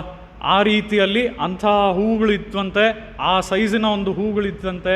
ಅದರ ಒಳಗೆ ಈ ಹಂಸಗಳು ವಾಸ ಮಾಡ್ತಾ ಇತ್ತಂತೆ. ಈ ಹಂಸಗಳು ವಾಸ ಮಾಡೋದು ಮಾತ್ರ ಅಲ್ಲ, ಇಲ್ಲಿ ಕಂಬರ್ ತೋರಿಸೋ ಹಾಗೆ ಇಲ್ಲಿ ಕಪ್ಪೆಗಳು ಕೂಡ ಒಂದು ಕಡೆಯಿಂದ ಒಂದು ಕಡೆ ಎಗರ್ತಾ ಇದ್ವಂತೆ ಕೆಳಗೆ. ಆ ರೀತಿಯಾಗಿ ಕಪ್ಪೆಗಳು ಒಂದು ಕಡೆಯಿಂದ ಒಂದು ಕಡೆ ಎಗರುತ್ತಾ ಇದ್ದಾಗ ಏನಾಯಿತು, ಇವುಗಳೆಲ್ಲ ಹಾಲನ್ನು ಚೆನ್ನಾಗಿ ಕುಡಿದಿವೆ ಈ ಹಂಸಗಳೆಲ್ಲ. ಆಮೇಲೆ ನಂತರ ಹೋಗಿ ಆ ಹೂವಿನ ಮೇಲೆ ಹೋಗಿ ರೆಸ್ಟ್ ತಗೊಳ್ತಾ ಇದೆ. ರೆಸ್ಟ್ ತಗೋಬೇಕಾದ್ರೆ ಇಲ್ಲಿ ಕೆಳಗೆ ಕಪ್ಪೆಗಳು ಒಂದರಿಂದ ಒಂದು ಗಿಡಗಳ ಮಧ್ಯ ಹಾರಾಡ್ತಾ ಇವೆ. ಹೀಗೆ ಕುಣಿದು ಒಂದು ಕಡೆಯಿಂದ ಇನ್ನೊಂದು ಕಡೆಗೆ ಹೋಗ್ತಾ ಇವೆ. ಈ ರೀತಿ ಜಿಗಿದು ಹೋಗಬೇಕಾದ್ರೆ ಈ ಗಿಡಗಳೆಲ್ಲ ಹಾಗೆ ಅಲ್ಲಾಡ್ತಾ ಇವೆ. ಅದರಿಂದ ಏನಾಗ್ತಾ ಇದೆ, ಮೇಲೆ ಈ ಗಿಡದ ಹೂವಿನಲ್ಲಿ ಇರುವಂತಹ ಹಂಸಕ್ಕೆ ಹಾಗೇ ಜೋಗುಳ ತುಬ್ದಂಗೆ ಇದೆಯಂತೆ. ಆ ರೀತಿಯಲ್ಲಿ ಈ ಹಂಸಗಳು ಇದರಿಂದ ಅಷ್ಟು ಆನಂದವಾಗಿ ನಿದ್ದೆ ಮಾಡ್ತಾ ಇದೆ, ಇದಕ್ಕೆ ಜೋಗುಳ ಹಾಡ್ದಂಗಿದೆ ಅಂತ ಹೇಳಿ ಇಲ್ಲಿ ಕಂಬರ್ ಈ ಒಂದು ವರ್ಣನೆಯನ್ನು ತೋರಿಸ್ತಾ ಇದ್ದಾರೆ. ಅಷ್ಟು ಸಮೃದ್ಧವಾಗಿತ್ತು ಆ ಅಯೋಧ್ಯೆ ಆ ಶ್ರೀರಾಮ ಇದ್ದಂತಹ ಸಮಯದಲ್ಲಿ ಅಂತ ಹೇಳಿ, ಶ್ರೀರಾಮನ ಒಂದು ಕಂಪನಿ, ಆ ಶ್ರೀರಾಮ ಇದ್ದಿದ್ದರಿಂದ ಆ ಅಯೋಧ್ಯೆಯ ಪ್ರಜೆಗಳಾಗಲಿ ಹಾಗೂ ಅಲ್ಲಿದ್ದಂತಹ ಮೃಗಗಳಾಗಲಿ ಹೇಗಿದ್ವು, ಆ ಸಮೃದ್ಧಿಯ ಒಂದು ವರ್ಣನೆಯನ್ನು ಸಂಪೂರ್ಣವಾಗಿ ಇಲ್ಲಿ ಕಂಬರ್ ಮಾಡ್ತಾ ಇದ್ದಾರೆ. ಅದೇ ರೀತಿಯಲ್ಲಿ ನಾವು ನೋಡೋದಾದರೆ ಇಲ್ಲಿ ಗೋದಾದೇವಿಯೂ ಸಹ ಈ ಎಮ್ಮೆಗಳು ಹಾಲನ್ನು ತಮ್ಮ ಕೆಚ್ಚಲಿನಲ್ಲಿ ಸರವಿಸ್ಕೊಂಡು ಅಲ್ಲಿಂದ ಕೆಳಗೆ ಹಾಗೆ ಸೋರೋದಕ್ಕೆ ಬಿಡ್ತಾ ಇವೆ ಅಂತ ಹೇಳಿ ಇಲ್ಲಿ ಗೋದಾದೇವಿ ತೋರಿಸ್ತಾ ಇದ್ದಾಳೆ. ಆ ರೀತಿಯಲ್ಲಿ ನಾವಿವತ್ತು ನೋಡೋದಾದರೆ ಕನೈತ್ತಿಳಂ ಕಟ್ರೆರುಮೈ ಕಂಡ್ರಕ್ಕಿರಂಗಿ ಅನ್ನುವಂಥದ್ದಕ್ಕೆ ಮತ್ತೊಂದು ವಿಶೇಷವಾದ ಅರ್ಥವನ್ನು ನಮ್ಮ ಆಚಾರ್ಯರು ತೋರಿಸ್ತಾರೆ. ಅದೇನು ಅಂತ ಅಂದರೆ, ಇಲ್ಲಿ ಕೆನೆಯುವ ಶಬ್ದ ಅಂತ ಹೇಳಿದೆ ಅಲ್ವಾ, ಈ ಕೆನೆಯುವ ಶಬ್ದ ಯಾವುದ್ರದ್ದು, ಈ ಎಮ್ಮೆದು. ಈ ಎಮ್ಮೆ ಕೆನೆಯುವ ಶಬ್ದವನ್ನು ಇಲ್ಲಿ ಹೇಳ್ತಾ ಇದ್ದಾರೆ. ಇಲ್ಲಿ ಎಮ್ಮೆ ಕೆನೆಯುವ ಶಬ್ದವನ್ನು ನಾವು ಯಾವುದಕ್ಕೆ ಹೋಲಿಕೆ ಮಾಡ್ಬೋದು ಅಂತ ಅಂದರೆ, ಎಮ್ಮೆ ಕೆನೆಯುವ ಶಬ್ದವನ್ನು ನಮ್ಮ ಆಚಾರ್ಯರು ನಮಗೆ ಉಪದೇಶವನ್ನು ಮಾಡೋದಕ್ಕೆ ಮುಂಚೆ ತಮ್ಮ ಗಂಟಲನ್ನು ಸರಿ ಮಾಡ್ಕೊಳ್ತಾರಲ್ಲ, ಅದಕ್ಕೆ ಹೋಲಿಕೆ ಮಾಡ್ಬೋದು ಅಂತ ಹೇಳಿ ನಮ್ಮ ಆಚಾರ್ಯರು ಇಲ್ಲಿ ತೋರಿಸ್ತಾ ಇದ್ದಾರೆ. ಆ ರೀತಿಯಲ್ಲಿ ಈ ಕನೈತ್ತಿಳಂ ಕಟ್ರೆರುಮೈ ಕಂಡ್ರಕ್ಕಿರಂಗಿ ನಮ್ಮ ಆಚಾರ್ಯರು ಆ ಒಂದು ಕಂಡ್ರು ಅಂದರೆ ಶಿಷ್ಯನನ್ನು ನೆನಪಿಸಿಕೊಂಡು ಹಾಗೇ ವಿಷಯಗಳನ್ನು ಧಾರೆ ಎರಿತಾರೆ. ಅದಕ್ಕೆ ಮುಂಚೆ ಕನೈತ್ತಿಳಂ ಆ ಕೆನೆಯುವ ಶಬ್ದವನ್ನು ಮಾಡ್ತಾರೆ. ಆ ಕೆನೆಯುವ ಶಬ್ದ ಅಂದರೆ ಯಾವುದು ಅಂದರೆ ತಮ್ಮ ಗಂಟಲನ್ನು ಅವರು ಸರಿ ಮಾಡಿಕೊಳ್ತಾರೆ ಅಂತ ಹೇಳಿ ಈ ಆಚಾರ್ಯರನ್ನು ತೋರುವ ಹಾಗೆ ಒಂದು ವಿಶೇಷವಾದ ಅರ್ಥವನ್ನು ಇಲ್ಲಿ ತೋರಿಸ್ತಾ ಇದ್ದಾರೆ. ಆ ರೀತಿಯಲ್ಲಿ ನಾವು ನೋಡೋದಾದರೆ, ಹೃದಯ ಹೃತ್ಪದ್ಮ ಸಿಂಹಾಸನ ರಸಿಕ ಹಯಗ್ರೀವ ಹೇಪೋರ್ಮಿರ್ಘೋಷ ಕ್ಷಿಪ್ತ ಪ್ರತ್ಯರ್ಥಿ ದೃಪ್ತಿ ಜಯತಿ ಬಹುಗುಣ ಪಂಕ್ತಿರಸ್ಮಾದ್ ಗುರುಣಾಂ ದಿಕ್ಸೌಧ ಬದ್ಧ ಜೈತ್ರ ಧ್ವಜ ಪಟ ಪವನ ಸ್ಫಾತಿ ನಿರ್ಧೂತ ತತ್ತತ್ ಸಿದ್ಧಾಂತ ಸ್ತೋಮ ತೂಲಸ್ತವ ಕವಿ ಗಮನ ವ್ಯಕ್ತ ಸದ್ವರ್ತನೀಕ ಅನ್ನುವಂತಹ ಈ ಶ್ಲೋಕ ಸ್ವಾಮಿ ದೇಶಿಕರು ನಮಗೆ ಸಂಕಲ್ಪ ಸೂರ್ಯೋದಯದಲ್ಲಿ ತೋರಿಸ್ತಾರೆ. ಈ ಶ್ಲೋಕ ಯಾವುದು ಅಂತ ಅಂದರೆ 2ನೇ ಅಂಕದಲ್ಲಿ ಸಂಕಲ್ಪ ಸೂರ್ಯೋದಯ ಅನ್ನುವಂಥದ್ದು ನಾಟಕ. ಈ ನಾಟಕದಲ್ಲಿ 10 ಅಂಕಗಳು ಬರುತ್ತೆ, 10 ಆ್ಯಕ್ಟ್ಸ್ ಬರುತ್ತೆ. ಅದರಲ್ಲಿ 2ನೇ ಆ್ಯಕ್ಟ್ ಅದರಲ್ಲಿ ಏನು ಅಂತ ಅಂದರೆ ಸ್ವಾಮಿ ರಾಮಾನುಜರು ಆಚಾರ್ಯರಾಗಿ, ಸ್ವಾಮಿ ದೇಶಿಕರು ಶಿಷ್ಯರಾಗಿ ಒಬ್ಬರಿಗೊಬ್ಬರು ಎದುರಿಗೆ ಇರೋ ಹಾಗೆ ಸ್ವಾಮಿ ದೇಶಿಕರು ಕಲ್ಪನೆ ಮಾಡಿಕೊಂಡು ಈ ಆ್ಯಕ್ಟ್ನಲ್ಲಿ ಈ ಒಂದು ರಚನೆಯನ್ನು ಮಾಡಿದ್ದಾರೆ. ಇದರಲ್ಲಿ ಶಿಷ್ಯನಾದಂತಹ ಸ್ವಾಮಿ ದೇಶಿಕರು ಹೇಳುವಂತಹ ವಿಷಯ ಇದು. ಅದೇನು ಅಂತ ಅಂದರೆ ಹೃತ್ಪದ್ಮ ಸಿಂಹಾಸನ ಅಂತ ಅಂದರೆ ಈ ಹೃತ್ಪದ್ಮ ಸಿಂಹಾಸನ ಹೃದಯ ಅನ್ನುವಂತಹ ಸಿಂಹಾಸನದಲ್ಲಿ ಯಾರಿದ್ದಾರೆ ಅಂತ ಅಂದರೆ ವೆಳ್ಳೈ ಪರಿಮುಖ ದೇಶಿಗರ್ ಅನ್ನುವ ರೀತಿಯಲ್ಲಿ ನಮ್ಮ ಆಚಾರ್ಯರ ಅಷ್ಟೂ ಜನ ಹೃದಯದಲ್ಲಿ ಆ ಬಿಳಿಯ ಕುದುರೆಯ ರೂಪದಲ್ಲಿರುವಂತಹ ಆ ಹಯಗ್ರೀವ ಸ್ವಾಮಿಯೇ ನೆಲೆಸಿದ್ದಾನೆ. ಆ ಹಯಗ್ರೀವ ಸ್ವಾಮಿಯೇ ನಮ್ಮ ಆಚಾರ್ಯ ಸಂತತಿಯಲ್ಲಿ ಬರುವಂತಹ ಅಷ್ಟೂ ಆಚಾರ್ಯರ ಹೃದಯದಲ್ಲಿ ನೆಲೆಸಿದ್ದಾನೆ. ಆ ಹಯಗ್ರೀವ ಸ್ವಾಮಿ ನೆಲೆಸಿರೋದ್ರಿಂದನೇ ನಮ್ಮ ಆಚಾರ್ಯರು ಸದುಪದೇಶಗಳನ್ನು ನಮಗೆ ಮಾಡೋದಕ್ಕೆ ಸಾಧ್ಯ ಅಂತ ಹೇಳಿ ಈ ಶ್ಲೋಕದ ಮೂಲಕ ತೋರಿಸ್ತಾ ಇದ್ದಾರೆ. ಅದು ಮಾತ್ರ ಅಲ್ಲ, ಇಲ್ಲಿ ಬಹಳಷ್ಟು ವಿಶೇಷ ಅರ್ಥಗಳನ್ನು ತೋರಿಸ್ತಾ ಇದ್ದಾರೆ. ಆ ನಮ್ಮ ಆಚಾರ್ಯರು ಈ ರೀತಿಯಾಗಿ ಅವರು ಉಪದೇಶಗಳನ್ನು ಮಾಡಬೇಕಲ್ವ ನಮಗೆ. ಅವರಿಂದ ಈ ಉಪದೇಶಗಳು ಹೇಗೆ ಹೊರಗೆ ಬರುತ್ತೆ, ಇನ್ಫ್ಯಾಕ್ಟ್ ಯಾವಾಗ ಹೊರಗೆ ಬರುತ್ತೆ ಅಂತ ನೋಡಿದ್ರೆ ಅಲ್ಲಿ ಹೃದಯದಲ್ಲಿ ಕುಳಿತಿರುವಂತಹ ಆ ಹಯಗ್ರೀವ ಸ್ವಾಮಿ ಕೆನೆಯುವ ಶಬ್ದವನ್ನು ಮಾಡಿದ್ರೇ ಇವರ ಬಾಯಿಂದ ಆ ಉಪದೇಶಗಳು ಹೊರಗೆ ಬರುತ್ತಂತೆ. ಆ ರೀತಿಯಲ್ಲಿ ಈ ಕೆನೆಯುವ ಶಬ್ದವನ್ನು ಇಲ್ಲಿ ನಮ್ಮ ಆಚಾರ್ಯರು ಸದುಪದೇಶ ಮಾಡುವುದಕ್ಕೆ ಕಂಪೇರ್ ಮಾಡಿ ನಮ್ಮ ಆಚಾರ್ಯರು ವಿಶೇಷವಾದ ಅರ್ಥದಲ್ಲಿ ತೋರಿಸ್ತಾ ಇದ್ದಾರೆ. ಅದರ ಜೊತೆಗೆ ಇಲ್ಲಿ ಹೇಳುವಂತಹ ವಿಷಯ ಏನು ಅಂದರೆ ಬಹಳಷ್ಟು ದಿಕ್ಕುಗಳಲ್ಲಿ ಒಂದಲ್ಲ ಎರಡಲ್ಲ, ನಾವು ಈಗ ಕೆಲವೊಂದು ಉಪನ್ಯಾಸಗಳ ಹಿಂದೆ ನೋಡಿದ್ವಿ ಅಲ್ವಾ, ಸ್ವಾಮಿ ರಾಮಾನುಜರ ಸಮಯದಲ್ಲೂ ಹಾಗೂ ಸ್ವಾಮಿ ವೇದಾಂತ ದೇಶಿಕರ ಸಮಯದಲ್ಲೂ ಈ ಶ್ರೀ ವೈಷ್ಣವ ಅನ್ನುವಂಥದ್ದು ಯಾವ ರೀತಿಯಾದ ಒಂದು ಪೀಕ್ ಟೈಮಲ್ಲಿತ್ತು, ಎಲ್ಲ ಕಡೆ ಶ್ರೀ ವೈಷ್ಣವ ಹರಡಿತ್ತು ಅನ್ನುವಂಥ ವಿಷಯಗಳನ್ನು ನೋಡಿದ್ವಿ. ಆ ರೀತಿಯಲ್ಲಿ ಒಂದು ದಿಕ್ಕು ಎರಡು ದಿಕ್ಕು ಅನ್ನುವಂಥ ದಿಕ್ಕಲ್ಲ, ಅಷ್ಟ ದಿಕ್ಕುಗಳಲ್ಲೂ ಎಲ್ಲ ದಿಕ್ಕುಗಳಲ್ಲೂ ಒಂದೊಂದು ದಿಕ್ಕಲ್ಲೂ ಈ ಎಲ್ಲ ಆಚಾರ್ಯರು ಒಂದೊಂದು ಧ್ವಜವನ್ನು ನೆಟ್ಟಿದ್ದಾರಂತೆ. ಇದು ಯಾವ ಧ್ವಜ ಅಂತ ಅಂದರೆ ವಿಜಯಧ್ವಜ. ಈ ರೀತಿಯಾಗಿ ವಿಜಯಧ್ವಜವನ್ನು ಅವರು ನೆಟ್ಟಿದ್ದಾರೆ. ಅದು ಮಾತ್ರ ಅಲ್ಲ, ಅದರ ಜೊತೆಗೆ ಇಲ್ಲಿ ಅವರು ನಮಗೆ ಏನನ್ನು ಕೊಡ್ತಾ ಇದ್ದಾರೆ ಅಂತ ಅಂದರೆ ನಾನು ನಿಮ್ಗೆ ಈಗಾಗಲೇ ಹೇಳಿದೆ, ಹಾಲು ನೀರು ಎರಡೂ ಬೆರೆತಿದ್ದಾಗ ಆ ಹಾಲನ್ನು ಮಾತ್ರ ತಗೊಳ್ಳುತ್ತೆ ಹಂಸ. ಅದೇ ರೀತಿಯಲ್ಲಿ ಇಲ್ಲಿ ಎಷ್ಟೋ ಬಾಹ್ಯ ಮತಗಳು, ಈ ರೀತಿಯಾದ ಮತಗಳನ್ನೆಲ್ಲ ಬಿಟ್ಟು ಆಚಾರ್ಯರು ಫಿಲ್ಟರ್ ಔಟ್ ಮಾಡಿ ನಮಗೆ ಕೇವಲ ಯಾವುದು ಹಿತವೋ ಇದು ಈ ಪಾಯಿಂಟ್ನ ನೋಟ್ ಮಾಡಬೇಕು. ಯಾಕೆ ಅಂತ ಅಂದರೆ ಯಾವುದು ಪ್ರಿಯವೋ ಅದನ್ನು ಕೊಡ್ತಾ ಇಲ್ಲ. ನನಗಿದಿಷ್ಟ, ನನಗದಿಷ್ಟ, ನನಗಿದು ಬೇಕು ಅಂತ ಯಾರು ಹೇಳ್ತಾರೋ ಅದನ್ನು ಕೊಡ್ತಾ ಇಲ್ಲ. ಇಲ್ಲಿ ಯಾವುದು ಹಿತವೋ, ನಮ್ಗೆ ಯಾವುದು ಅಲ್ಟಿಮೇಟ್ಲಿ ಬೆನಿಫಿಷಿಯಲ್ಲೋ ಅದನ್ನು ಇಲ್ಲಿ ನಮ್ಮ ಆಚಾರ್ಯರು ಕೊಡ್ತಾ ಇದ್ದಾರೆ ಅಂತ ಹೇಳಿ ಇಲ್ಲಿ ಈ ಶ್ಲೋಕದ ಮೂಲಕ ಸ್ವಾಮಿ ದೇಶಿಕರು ತೋರಿಸ್ತಾ ಇದ್ದಾರೆ. ಆ ರೀತಿಯಲ್ಲಿ ಈ ವಿಷಯಗಳನ್ನೆಲ್ಲ ಫಿಲ್ಟರ್ ಔಟ್ ಮಾಡೋದು ಯಾರು ಅಂತ ಹೇಳಿದರೆ ನಮ್ಮ ಆಚಾರ್ಯರು ಅಲ್ವಾ. ಇದು ಹೇಗಿದೆ ಅಂತ ಅಂದರೆ ಆಳಿಮழை ಕಣ್ಣಾಲಿ ಗೋದಾದೇವಿ ಹಾಡಿದ್ಲಲ್ವಾ, ಆಳಿಮழை ಕಣ್ಣ ஒன்று நீ கைக்கரவேல் ஆழி உள் புக்கு முகந்து கொடார்த்தேரி ஊழி முதல்வன் உருவம் ಕೋಲ್ ಮೈಕರುತ್ತು ಪಾಳ್ಯಣ್ ತೋಳುಡಂ ಪದ್ಮನಾಭನ್ ಕೈயில். ಇಲ್ಲಿ ಗೋದಾದೇವಿ ಏನು ಹೇಳ್ತಾ ಇದ್ದಾಳೆ, ನೀನು ಓ ಮಳೆ ದೇವತೆಯೇ ಈ ಸಮುದ್ರದ ಒಳಗೆ ಹೋಗಿ ಆ ಸಮುದ್ರದ ನೀರನ್ನೆಲ್ಲ ನೀನು ಹೀರ್ಕೊಂಡು ಅದರಿಂದ ಈ ನೀರನ್ನೆಲ್ಲ ತಗೊಂಡು ಹೋಗಿ ಆ ಒಂದು ಮೋಡದ ಒಳಗೆ ಇಡಬೇಕು. ಆ ಮೋಡದಿಂದ ನೀನು ಒಳ್ಳೆಯ ನೀರನ್ನು ಮಳೆಯಾಗಿ ಸುರಿಸಬೇಕು ಅಂತ ಗೋದಾದೇವಿ ಈ ಸಂಪೂರ್ಣ ಪ್ರಕ್ರಿಯೆಯನ್ನು ತೋರಿಸಿದ್ಲಲ್ವ. ಅದೇ ರೀತಿ ಇಲ್ಲಿ ನಮ್ಮ ಆಚಾರ್ಯರು ಸಮುದ್ರದ ನೀರು ಹೇಗಿರುತ್ತೆ ನಿಮಗೆಲ್ರಿಗೂ ಗೊತ್ತು, ಅದು ಉಪ್ಪುಪ್ಪಾಗಿರುತ್ತೆ. ನಮ್ಮ ಆಚಾರ್ಯರು ಎಲ್ಲವನ್ನ ತಿಳ್ಕೊಂಡಿರೋರು. ನಾನು ನಿಮ್ಗೆ ಮೊದಲೇ ಹೇಳಿದ ಹಾಗೆ ಅವರು ಲೌಕಿಕ ವಿಷಯದಲ್ಲೂ ಚೆನ್ನಾಗಿ ತಿಳ್ಕೊಂಡಿರೋರು, ಅದನ್ನು ಚೆನ್ನಾಗಿ ತಿಳ್ಕೊಂಡಿರೋರು. ನಾವು ಅವರ ಅಪಿಯರೆನ್ಸನ್ನು ನೋಡಿ ಅಯ್ಯೋ ಇವರೇನಪ್ಪ ಹೀಗಿದ್ದಾರೆ, ಇವ್ರ ಹತ್ರ ಹೋಗ್ಬೋದಾ, ಇವರು ಇಷ್ಟು ದೊಡ್ಡವರಾಗಿದ್ದಾರಲ್ಲ ಅನ್ನುವಂಥ ಭಾವನೆಗಳನ್ನೆಲ್ಲ ನಾವು ನಮ್ಮ ಮನಸ್ಸಲ್ಲಿ ತಂದ್ಕೊಳ್ತೀವಿ. ಆದರೆ ಎಲ್ಲ ವಿಷಯಗಳನ್ನು ತಿಳ್ಕೊಂಡಿರೋರು ಆ ರೀತಿಯಲ್ಲಿ ಆ ಉಪ್ಪು ನೀರನ್ನು, ಎಲ್ಲ ರತ್ನಗಳು ಉಳ್ಳಂತಹ ಸಾಗರದ ಉಪ್ಪು ನೀರನ್ನು ಅವರು ಹೀರ್ಕೊಳ್ತಾರೆ. ಆದರೆ ಅವರು ಯಾರು ಅಂತ ಅಂದರೆ ಅವರು ಮೇಘಗಳು. ಈ ಮೇಘಗಳು ಆ ಉಪ್ಪು ನೀರನ್ನು ಹೀರ್ಕೊಂಡ್ರೂ ಸಹ ಕೊನೆಗೆ ನಮಗೆ ಕೊಡುವಂಥ ನೀರು ಯಾವುದು ಅಂತ ಅಂದರೆ ನಮಗೆಲ್ಲರಿಗೂ ಉಪಯೋಗವಾಗುವಂಥ ನೀರು. ನಾವು ಪಾತ್ರೆ ತೊಳೆಯೋಕ್ಕಿರ್ಬೋದು, ಬಟ್ಟೆ ಒಗೆಯೋಕ್ಕಿರ್ಬೋದು, ನಾವು ನೀರು ಕುಡಿಯೋಕ್ಕಿರ್ಬೋದು, ಸ್ನಾನ ಮಾಡೋಕ್ಕಿರ್ಬೋದು, ಎಲ್ಲದಕ್ಕೂ ನಮಗೆ ಉಪಯೋಗ ಆಗುವಂಥ ನೀರನ್ನೇ ಆ ಮೋಡಗಳು ಮಳೆಯಾಗಿ ಸುರಿಸುತ್ತೆ.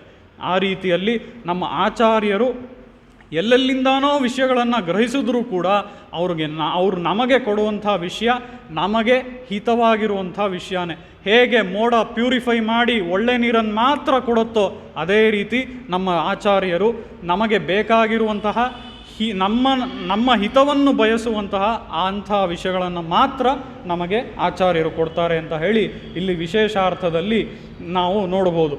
ಆ ರೀತಿಯಲ್ಲಿ ಕನೈತ್ತಿಳಂ ಕಟ್ರೆರುಮೈ ಕಂಡ್ರಿಕ್ಕಿರಂಗಿ ನಿನೈತ್ತು ಮುಲೈ ವழிಯೇ ನಿಂಡ್ರು ಪಾಲ್ಸೋರ, ನಿನೈತ್ತು ಮುಲೈ ವழிಯೇ ನಿಂಡ್ರು ಪಾಲ್ಸೋರ ಅಂತ ಅನ್ನೋದಕ್ಕೆ ಈಗಾಗಲೇ ನಾವು ನೋಡಿದ ಹಾಗೆ ನಮ್ಮ ಆಚಾರ್ಯರು ಮೊದಲು ಗಂಟಲನ್ನು ಸರಿ ಮಾಡಿಕೊಂಡು ನಂತರ ಸದುಪದೇಶವನ್ನು ಮಾಡ್ತಾರೆ.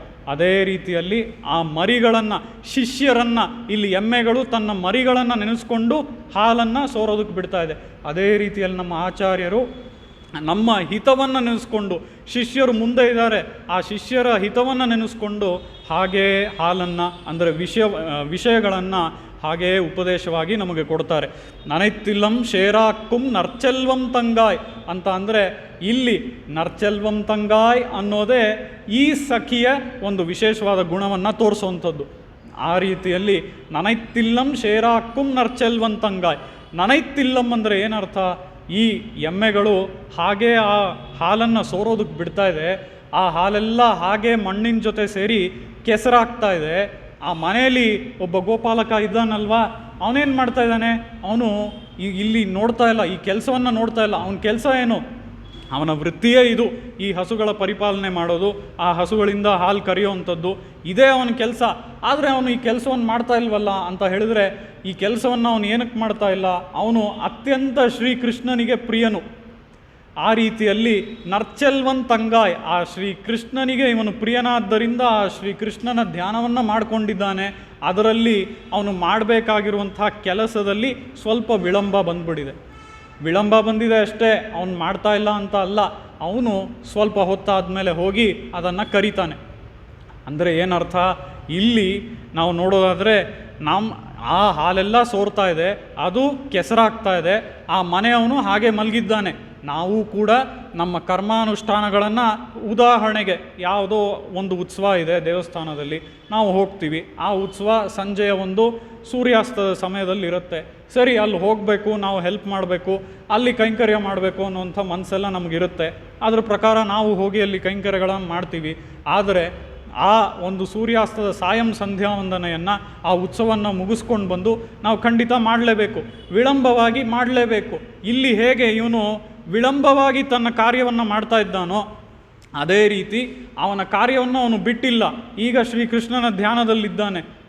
ಆದ್ದರಿಂದ ಅಲ್ಲಿ ಹಾಲು ಸೋರಿ ಅದು ಕೆಸರಾಗ್ತಾ ಇದೆ. ಅದೇ ರೀತಿಯಲ್ಲಿ ನಾವು ಎಲ್ಲಾದರೂ ಇಂಥ ಒಂದು ಮುಖ್ಯವಾದ ಕೆಲಸ, ಒಂದು ಸಂಧ್ಯಾ ಸಮಯದಲ್ಲಿ ನಾವು ಹೋದರೆ, ಮುಖ್ಯವಾದ ಕೆಲಸದಲ್ಲಿ ತೊಡಗಿದರೆ ಅದನ್ನು ವಿಳಂಬವಾಗಿ ಮಾಡಬೇಕೇ ಹೊತ್ತು ನಾವು ಅದನ್ನು ಬಿಡಬಾರ್ದು ಅಂತ ಹೇಳಿ ಆಚಾರ್ಯರು ಇದರ ಮೂಲಕ ತೋರಿಸ್ತಾ ಇದ್ದಾರೆ.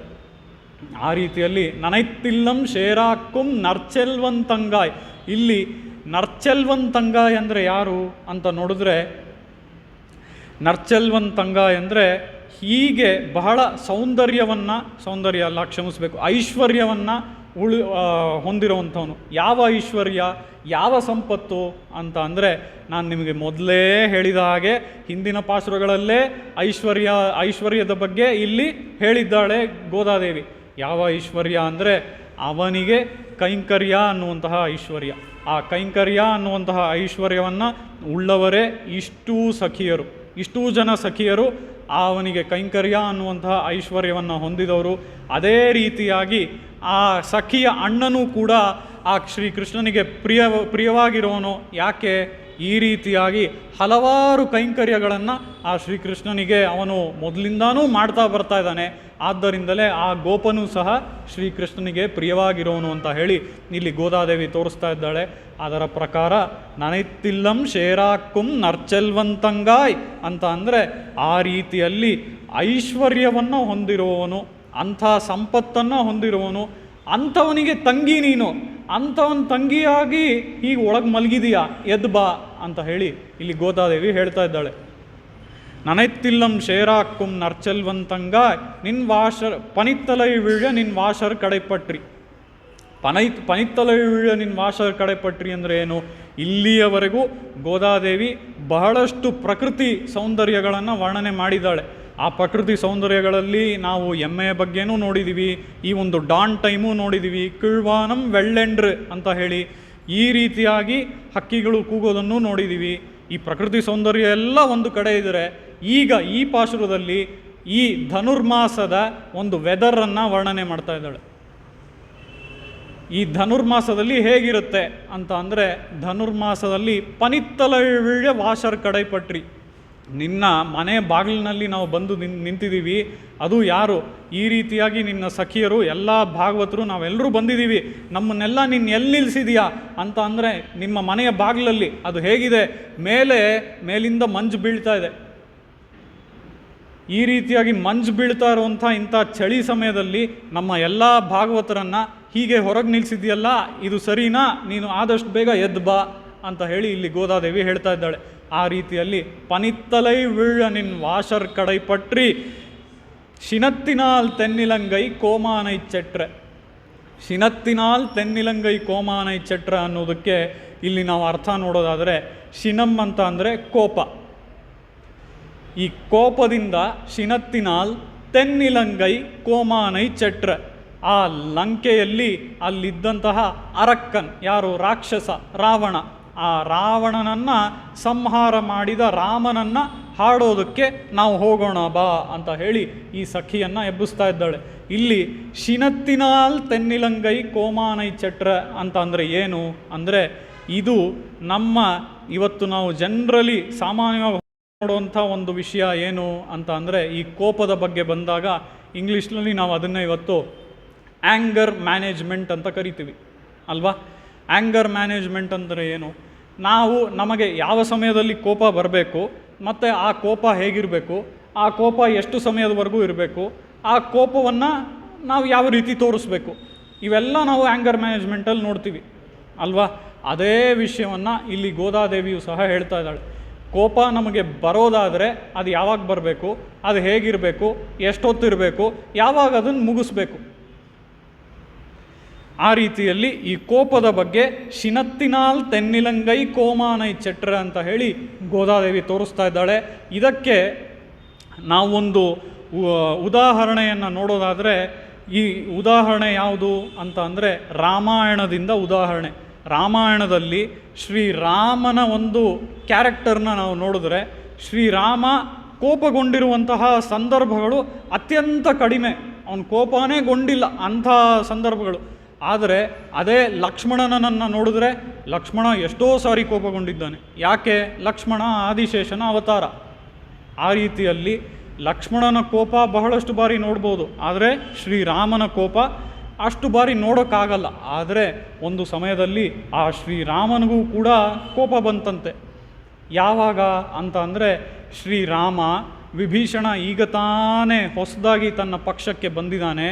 ಆ ವಿಭೀಷಣ ಹೇಳುವಂಥ ಮಾತನ್ನು ನಾವೀಗ ಕೇಳದೆ ಹೋದರೆ ಆ ವಿಭೀಷಣ ಏನಾದರೂ ತಪ್ಪು ತಿಳ್ಕೊಂಬಿಡ್ತಾನೆ. ಯಾಕಂದರೆ ಈ ಸುಗ್ರೀವಾದಿಗಳೆಲ್ಲ ನನಗೆ ಹಳೆ ಫ್ರೆಂಡ್ಸು, ವಿಭೀಷಣ ಹೊಸ ಫ್ರೆಂಡು. ಆ ವಿಭೀಷಣನ ಮಾತನ್ನು ನಾನು ಕೇಳಲಿಲ್ಲ ಅಂತ ಅಂದರೆ, ಈಗ ಹೊಸದಾಗಿ ಬಂದಿರೋ ಫ್ರೆಂಡು, ಅಯ್ಯೋ ನನ್ನ ಮಾತೆಲ್ಲ ಅವರೆಲ್ಲಿ ಕೇಳ್ತಾರೆ ಅಂತ ವಿಭೀಷಣ ಅಂದ್ಕೊಂಬಿಡ್ತಾನೆ ಅಂತ ಅವನಿಗೆ ಬೇಜಾರು ಮಾಡೋದು ಬೇಡ, ಅವನು ಹೇಳೋ ಮಾತನ್ನು ನಾವು ಕೇಳೋಣ ಅಂತ ಹೇಳಿ ವಿಭೀಷಣ ಹೊಸದಾಗಿ ಬಂದಿದ್ರೂ ಸಹ ಆ ವಿಭೀಷಣನ ಮಾತನ್ನು ಶ್ರೀರಾಮ ಕೇಳ್ತಾನೆ. ಅದೇನು ಅಂದರೆ, ಸಮುದ್ರಂ ರಾಘವೋ ರಾಜ ಅನ್ನುವ ರೀತಿಯಲ್ಲಿ ಆ ಸಮುದ್ರ ರಾಜನನ್ನು ನೀನು ಶರಣಾಗು ಅಂತ ಹೇಳಿ ಇಲ್ಲಿ ವಿಭೀಷಣ ತೋರಿಸ್ತಾನೆ. ಇಲ್ಲಿ ವಿಭೀಷಣ ಈ ರೀತಿಯಾಗಿ ಆ ಸಮುದ್ರ ರಾಜನಿಗೆ ಹೋಗಿ ಶರಣಾಗತಿ ಮಾಡು ಅಂತ ಹೇಳೋದಕ್ಕೆ ಏನು ಕಾರಣ ಅಂತ ಅಂದರೆ, ಈಗ ವಿಭೀಷಣ ಮಾಡಿದ್ದೇನು? ವಿಭೀಷಣ ಇಲ್ಲಿಯವರೆಗೂ ಅವಮಾನಗೊಂಡ ರಾವಣನ ಬಳಿ ಆಸ್ಥಾನದಲ್ಲಿ ಎಲ್ಲರ ಮುಂದೆ ಅವಮಾನ ಆಯಿತು ಅವನಿಗೆ. ಇದೆಲ್ಲ ಆಯಿತು. ಇದಾದಮೇಲೆ ಅಲ್ಲಿಂದ ಅವನು ಆಕಾಶ ಮಾರ್ಗದಲ್ಲಿ ಹಾರಿ ಬರ್ತಾನೆ. ಆಕಾಶ ಮಾರ್ಗದಲ್ಲಿ ಬಂದಾದಮೇಲೆ ಈ ವಾನರರ ಒಂದು ವಿರೋಧಗಳೆಲ್ಲ ನಡೆಯುತ್ತೆ. ಅದನ್ನೆಲ್ಲ ಒಂದು ಮೀಟಿಂಗ್ ಹಾಕಿ ರೌಂಡ್ ಟೇಬಲ್ ಕಾನ್ಫರೆನ್ಸ್ ಮಾಡಿ ಶ್ರೀರಾಮ ಮಧ್ಯದಲ್ಲಿ ಕೂತ್ಕೊಂಡು ಅವನು ನಾಯಕನಾಗಿದ್ದು ಅದಕ್ಕೊಂದು ಉತ್ತರ ಕೊಟ್ಟು ಅಲ್ಲಿ ಆ ವಿಭೀಷಣನ್ನು ಸೇರಿಸ್ಕೊಳ್ಳೋ ಹಾಗೆ, ಅದರಲ್ಲೂ ಈ ವಾನರರನ್ನೆಲ್ಲ ಕನ್ವಿನ್ಸ್ ಮಾಡೋ ಹಾಗೆ. ನಮ್ಮನ್ನು ಕನ್ವಿನ್ಸ್ ಮಾಡಿಬಿಡ್ಬೋದು, ವಾನರನ್ನು ಕನ್ವಿನ್ಸ್ ಮಾಡೋಕ್ಕಾಗಲ್ಲ. ಆ ರೀತಿಯಲ್ಲಿ ಆ ವಾನರನ್ನೂ ಕನ್ವಿನ್ಸ್ ಮಾಡಿರೋನು ನಮ್ಮ ಶ್ರೀರಾಮ. ಆ ವಾನರನ್ನೆಲ್ಲ ಕನ್ವಿನ್ಸ್ ಮಾಡೋ ಹಾಗೆ ವಾನರನ್ನೆಲ್ಲ ಕನ್ವಿನ್ಸ್ ಮಾಡಿಸಿ ಆ ವಿಭೀಷಣನ ತನ್ನ ಪಕ್ಷಕ್ಕೆ ಕರ್ಕೊಂಡು ಇದೆಲ್ಲ ಮುಗೀತು. ಈಗ ಈ ಕಡೆಯಿಂದ ಅಂದರೆ ಈ ದಡದಿಂದ ಆ ದಡಕ್ಕೆ ಹೋಗಬೇಕು. ಇಂಥ ಸಮಯದಲ್ಲಿ ವಿಭೀಷಣ ಒಂದು ಸಜೆಷನ್ ಕೊಡ್ತಾನೆ. ಏನು? ನೀನು ಆ ಸಮುದ್ರ ರಾಜನನ್ನು ಹೋಗಿ ಶರಣಾಗು, ಅದರಿಂದ ನಿನಗೆ ದಾರಿ ಸಿಗತ್ತೆ. ಈ ಒಂದು ಉಪಾಯವನ್ನು ವಿಭೀಷಣ ಕೊಡೋದಕ್ಕೆ ಕಾರಣ ಏನು? ಈಗ ವಿಭೀಷಣ ಮಾಡಿದ್ದೇನು? ತಾನು ಅಲ್ಲಿಂದ ಬಂದು ಇಲ್ಲಿ ರಾಮನಲ್ಲಿ ಶರಣಾದ. ರಾಮನಲ್ಲಿ ಶರಣಾದ ತಕ್ಷಣ ಅವನ ಪಕ್ಷಕ್ಕೆ ಸೇರಿಸ್ಕೊಂಬಿಟ್ಟ ಶ್ರೀರಾಮ ಅಲ್ವಾ? ಅವನು ಮಾಡಿದ್ದೇನು? ರಾಮನಲ್ಲಿ ಶರಣಾಗತಿ. ಅದೇ ರೀತಿಯಲ್ಲಿ ಈಗ ನೆಕ್ಸ್ಟ್ ಮುಂದೆ ಏನೋ ಕೆಲಸ ಆಗಬೇಕು, ಆ ಕೆಲಸಕ್ಕೂ ಕೂಡ ಉಪಾಯ ಏನು? ಶರಣಾಗೋದು. ನಾನು ಮಾಡಿದ್ದು ಶರಣಾಗೋದು. ಈಗ ಶ್ರೀರಾಮನೂ ಅದೇ ರೀತಿ ಶರಣಾಗೋದ್ರೆ ಸಮುದ್ರ ರಾಜನ ಬಳಿ ಕೆಲಸ ಆಗೋಗುತ್ತೆ ಅಂತ ಹೇಳಿ ಈ ಒಂದು ಸಜೆಷನ್ನ ಇಲ್ಲಿ ವಿಭೀಷಣ ಕೊಡ್ತಾನೆ. ಇದರಿಂದ ನಾವು ನೋಡುವಂಥ ಒಂದು ವಿಶೇಷವಾದ ವಿಷಯ ಏನು ಅಂತ ಅಂದರೆ, ಈಗ ನಾವು ಸಾಮಾನ್ಯವಾಗಿ ಈ ಕಚೇರಿಗಳಿಗೆಲ್ಲ ಹೋಗ್ತೀವಿ, ಆಫೀಸುಗಳಿಗೆ ಹೋಗ್ತೀವಿ. ನಾವು ಒಂದು ಕಂಪ್ನಿಯಿಂದ ಇನ್ನೊಂದು ಕಂಪ್ನಿ ಚೇಂಜ್ ಮಾಡ್ತೀವಿ, ಈ ರೀತಿ ಎಲ್ಲ ಆಗುತ್ತೆ ಅಲ್ವಾ? ಒಂದು ಕಂಪ್ನೀಲಿ ಇದ್ದ ಹಾಗೆ ಮತ್ತೊಂದು ಕಂಪ್ನೀಲಿ ವರ್ಕ್ ಕಲ್ಚರ್ ಇರೋದಿಲ್ಲ ಅಲ್ವಾ? ಹೀಗಿರಬೇಕಾದ್ರೆ ಬಹಳಷ್ಟು ವರ್ಷಗಳಿಂದ ಅದೇ ಕಂಪ್ನಿಯಲ್ಲಿ ಯಾರೋ ಕೆಲಸ ಮಾಡ್ತಾ ಇರ್ತಾರೆ, ಅವ್ರಿಗೆ ಈ ವರ್ಕ್ ಕಲ್ಚರ್ ಎಲ್ಲ ಗೊತ್ತಿರುತ್ತೆ. ಹಾಗಿರಬೇಕಾದ್ರೆ ನಾವು ಯಾವುದೋ ಒಂದು ಎಕ್ಸ್ಪೀರಿಯನ್ಸನ್ನು ಪಡ್ಕೊಂಡು ಬಂದಿದ್ದೀವಿ ಇಷ್ಟು ವರ್ಷಗಳ ಕಾಲ. ಆ ಎಕ್ಸ್ಪೀರಿಯನ್ಸ್ನ ಹಿಡ್ಕೊಂಡು ನಾವು ಯಾವುದೋ ಒಂದು ಮೀಟಿಂಗ್ ಹೋಗಿ ಆ ಎಕ್ಸ್ಪೀರಿಯನ್ಸ್ ಮೇಲೆ ಇಲ್ಲಿ ಅವರಿಗೆ ನಾವು ಒಂದು ನಮ್ಮ ಐಡಿಯಾವನ್ನು ಕೊಟ್ಟರೆ ಏನಾಗತ್ತೆ? ಅದು ಯಶಸ್ವಿ ಆಗೋಲ್ಲ. ಯಾಕೆ ಅಂತ ಅಂದರೆ ಇವರ ವರ್ಕ್ ಕಲ್ಚರ್ ಬೇರೆ, ಅವರ ವರ್ಕ್ ಕಲ್ಚರ್ ಬೇರೆ. ನಮ್ಮ ಎಕ್ಸ್ಪೀರಿಯನ್ಸ್ ಮೇಲೆ, ನಮ್ಮ ಹಿಂದಿನ ಐಡಿಯಾ ಮೇಲೆ ಹೊಸ ಕಂಪ್ನಿಗೆ ಹೋಗಿ ಅದೇ ಒಂದು ಐಡಿಯಾವನ್ನು ನಮ್ಮ ಎಕ್ಸ್ಪೀರಿಯನ್ಸಿಂದ ನಾನು ಕೊಟ್ಟರೆ ಅದು ವರ್ಕ್ ಆಗಲ್ಲ ಅಲ್ಲಿ. ಅದೇ ರೀತಿ ಇಲ್ಲಿ ಶರಣಾಗತಿ ಅನ್ನೋ ಐಡಿಯಾ ವಿಭೀಷಣನಿಗೆ ವರ್ಕ್ ಆಯಿತು. ಅದೇ ಶರಣಾಗತಿ ಅನ್ನೋ ಐಡಿಯಾನ ಮುಂದೆ ರಾಮನಿಗೆ ಸಜೆಸ್ಟ್ ಮಾಡ್ದ, ಆದರೆ ಅದು ವರ್ಕ್ ಆಗಲಿಲ್ಲ. ಆ ರೀತಿಯಲ್ಲಿ ಯಾವಾಗಲೂ ಅದು ವರ್ಕ್ ಆಗತ್ತೆ. ನಮಗೆ ಯಾವಾಗಲೂ ಹಿಂದೆ ವರ್ಕ್ ಆಗೋಗಿತ್ತು, ಅದಕ್ಕೆ ಆ ಅನುಭವದಿಂದ ನಾನು ಮುಂದೇನೂ ಹೋಗಿ ಅದೇ ಉಪಾಯವನ್ನು ಬೇರೆಯವ್ರಿಗೆ ಸಜೆಸ್ಟ್ ಮಾಡ್ತೀನಿ ಅಂದರೆ ಅದು ಸರಿ ಹೋಗಲ್ಲ. ಈ ರೀತಿಯಲ್ಲಿ ಇಲ್ಲಿ ವಿಭೀಷಣನಿಗೆ ಅದನ್ನು ಸಜೆಸ್ಟ್ ಮಾಡ್ದ. ಆದರೆ ಇಲ್ಲಿ ರಾಮನ ದೊಡ್ಡ ಗುಣ ನೋಡಬೇಕು. ಇದೇ ರೀತಿಲಿ ನಾವು ಹೋಗಿ ಆಫೀಸಲ್ಲಿ ಏನೋ ನಮ್ಮ ಹಳೆ ಎಕ್ಸ್ಪೀರಿಯನ್ಸ್ ಮೇಲೆ ಒಂದು ಐಡಿಯಾನ ಕೊಟ್ಟರೆ ಅವ್ರು ಒಪ್ಕೊಳ್ತಾರಾ? ಖಂಡಿತ ಒಪ್ಕೊಳ್ಳಲ್ಲ. ಆದರೆ ರಾಮನ ದೊಡ್ಡ ಗುಣ ಏನು ಅಂತ ಅಂದರೆ, ವಿಭೀಷಣ ಹಾಗೆ ಹೇಳಿದ್ರೂ ಸಹ ಆ ವಿಭೀಷಣನ ಐಡಿಯಾವನ್ನು ತಕ್ಷಣ ತೆಗೆದುಕೊಂಡು ಹಾಗೆ ಮಾಡ್ತೀನಿ ಅಂತ ಹೇಳಿ ಆ ಸಮುದ್ರ ರಾಜನಿಗೆ ಶರಣಾಗತಿಯನ್ನು ಮಾಡ್ದ. ಅದು ಕೂಡ ಕಂಪ್ಲೀಟ್ ಪ್ರೊಸೀಜರ್ನ ಫಾಲೋ ಮಾಡಿ 3 ದಿನಗಳ ಕಾಲ ಪ್ರಾಯೋಪವೇಶ ಇದ್ದು, ಅಂದರೆ ಉಪವಾಸ ಇದ್ದು, ದರ್ಭೆ ಹುಲ್ಲನ್ನು ಹಾಸ್ಕೊಂಡು ಅದ್ರ ಮೇಲೆ ಮಲಗಿದ್ದು, ಈ ರೀತಿಯಾಗಿ ಶರಣಾಗತಿಯನ್ನು ಶ್ರೀರಾಮ ಮಾಡ್ದ. ಈ ರೀತಿ ಶರಣಾಗತಿ ಮಾಡಬೇಕಾದ್ರೆ ಏನಾಯಿತು ಅಂತ ಅಂದರೆ, ಈ ರೀತಿ ಶರಣಾಗತಿ ಏನೋ ಮಾಡ್ದ, ಆದರೆ ಆ ಸಮಯದಲ್ಲಿ ಸಮುದ್ರ ರಾಜ 3 ದಿನಗಳ ಕಾಲವಾದರೂ ಬರಲೇ ಇಲ್ಲ. ಇದು ಈ ಪ್ರೊಸೀಜರ್ ಪ್ರಕಾರ ಶ್ರೀರಾಮ ಏನು ಶರಣಾಗತಿ ಮಾಡ್ತಾ ಇದ್ದಾನೆ, ಇದು 3 ದಿನಗಳ ಪ್ರಾಯೋಪವೇಶ. ಅಷ್ಟರೊಳಗೆ ಇದರ ಒಂದು ಫಲ ಸಿಕ್ಕಬೇಕಾಗಿತ್ತು. ಆದರೆ ಇಲ್ಲಿ ಈ ಶರಣಾಗತಿಯನ್ನು ಹೀಗೆ ಶ್ರೀರಾಮ ಮಾಡ್ದ. 3 ದಿನಗಳು ಇನ್ನೇನು ಮುಗಿತಾ ಬರ್ತಾ ಇದೆ, ಆದರೂ ಕೂಡ ಅಲ್ಲಿ ಸಮುದ್ರ ರಾಜ ಬರಲೇ ಇಲ್ಲ. ಇಂಥ ಸಮಯದಲ್ಲಿ ಸಮುದ್ರ ರಾಜ ಎಲ್ಲಿ ಅಂತ ನೋಡಬೇಕಾದ್ರೆ ಅವನನ್ನು ಹೇಗೇಗೋ ನೋಡ್ತಾರೆ ಹುಡ್ಕೋದಕ್ಕೆ. ಅವನು ನಿಮ್ಮ ಒಂದು ಏನಂತಾರೆ ಎಲ್ಲೆಯಿಂದ ಹೊರಗಿದ್ದಾನೆ, ನೀವು ಅವನ್ನ ಹೀ ಈಸ್ ನಾಟ್ ರೀಚಬಲ್ ಅನ್ನೋಂಥ ರೀತಿ ಎಲ್ಲ ಮೆಸೇಜಸ್ ಎಲ್ಲ ಬರುತ್ತೆ. ಆ ಸಮುದ್ರ ರಾಜ ಸಿಗೋದಿಲ್ಲ. ಆ ರೀತಿಲಿ ಎಷ್ಟೇ ಹುಡುಕಿದ್ರೂ ಸಮುದ್ರ ರಾಜ ಸಿಗದೇ ಇದ್ದಾಗ ಕೊನೆಯಲ್ಲಿ ಶ್ರೀರಾಮನಿಗೆ ಬಂದಂತಹ ಕೋಪವನ್ನು ನೀವು ನೋಡಬೇಕು. ಚಾಪಮಾನಯ ಸೌಮಿತ್ರೆ ಅಂತ ಹೇಳಿ ಆ ಲಕ್ಷ್ಮಣನಿಗೆ ವಿಷದಲ್ಲಿ ತೋಯ್ದಂತಹ ಬಾಣಗಳನ್ನು ತಗೊಂಡು ಬಾ, ಆ ಸಮುದ್ರ ರಾಜನಿಗೆ ಈಗಲೇ ಬಿಡ್ತೀನಿ ಅಂತ ಹೇಳಿ ಅಲ್ಲಿ ಶ್ರೀರಾಮ ತನ್ನ ಕೋಪವನ್ನು ತೋರಿಸ್ತಾನೆ. ಆ ರೀತಿಯಲ್ಲಿ ಅಲ್ಲಿ ಆ ಕೋಪವನ್ನು ತೋರಿಸಿದ ಕೂಡಲೇ ಆ ಸಮುದ್ರ ರಾಜ ಎಲ್ಲೆಯಿಂದ ಹೊರಗಿದ್ದವನು ಎಲ್ಲೇ ಒಳಗೆ ಬಂದು ಶ್ರೀರಾಮನ ಕಣ್ಮುಂದೆನೇ ಬಂದ್ಬಿಡ್ತಾನೆ. ಆ ರೀತಿ ಅಲ್ಲಿ ಎದುರುಗಡೆ ಸಮುದ್ರ ರಾಜ ಬಂದ. ಆ ಸಮುದ್ರ ರಾಜನನ್ನು ಇಲ್ಲಿ ಶ್ರೀರಾಮನು ಕೂಡ ನಮಿಸಿ, ಸಮುದ್ರ ರಾಜನು ಶ್ರೀರಾಮನನ್ನು ನಮಿಸ್ತಾನೆ. ನಂತರ ಅಲ್ಲಿ ಅವರು ಆ ಸಮುದ್ರವನ್ನು ಪಾರು ಮಾಡೋದಕ್ಕೆ ಉಪಾಯಗಳನ್ನು ನೋಡ್ತಾರೆ. ಆ ರೀತಿಯಲ್ಲಿ ಇಲ್ಲಿ ನಾವು ನೋಡೋದಾದರೆ ಆ ಶ್ರೀರಾಮನಿಗೆ ಕೋಪ ಬಂದಂತಹ ಒಂದು ಸಮಯ ಇದು. ಇದರಲ್ಲಿ ಮತ್ತೊಂದು ವಿಶೇಷವಾದ ಸಂಗತಿ ನಾವು ನೋಡಬೇಕು ಅಂದರೆ, ಲಕ್ಷ್ಮಣನಿಗೆ ಬಹಳಷ್ಟು ಸರಿ ಕೋಪ ಬಂತು ಅಂತ ಹೇಳಿದೆ ಅಲ್ವಾ. ಚಾಪಮಾನಯ ಸೌಮಿತ್ರೆ, ನನ್ನ ಬಾಣಗಳನ್ನು ತಗೊಂಡು ಬಾ, ವಿಷದಲ್ಲಿ ತೋಯ್ದಂತಹ ಬಾಣಗಳನ್ನು ಅಂತ ಕೋಪದಿಂದ ಶ್ರೀರಾಮ ಹೇಳಿದಾಗ ಒಂದು ಚೂರು ಕೋಪ ಬರಲಿಲ್ಲ ಲಕ್ಷ್ಮಣನಿಗೆ.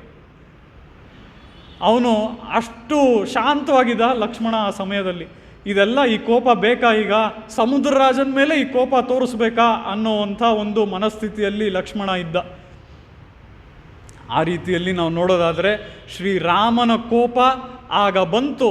ಆದರೆ ಆ ಶ್ರೀರಾಮನ ಕೋಪಕ್ಕೆ ಅವನು ಈ ಸಮುದ್ರವನ್ನೇ ಸಂಪೂರ್ಣವಾಗಿ ಶೋಷಣೆ ಮಾಡಿಬಿಡ್ತಾನೆ. ಅಂದರೆ ನೀರೆಲ್ಲ ಒಣಗಿ ಹೋಗೋ ಹಾಗೆ ಮಾಡಿಬಿಡ್ತಾನೆ. ಸಮುದ್ರದಲ್ಲಿ ನೀರೇ ಇರೋದಿಲ್ಲ, ಅಷ್ಟು ಶಕ್ತಿ ಇದೆ ಶ್ರೀರಾಮನಿಗೆ ಅಂತ ಹೇಳಿ ಅಲ್ಲಿ ಎಲ್ಲ ದೇವತೆಯರು ಹೆದರ್ಕೊಂಡಾಗ ಸಮುದ್ರ ರಾಜ ಅವನ ಮುಂದೆ ಶ್ರೀರಾಮನ ಮುಂದೆ ಬರ್ತಾನೆ.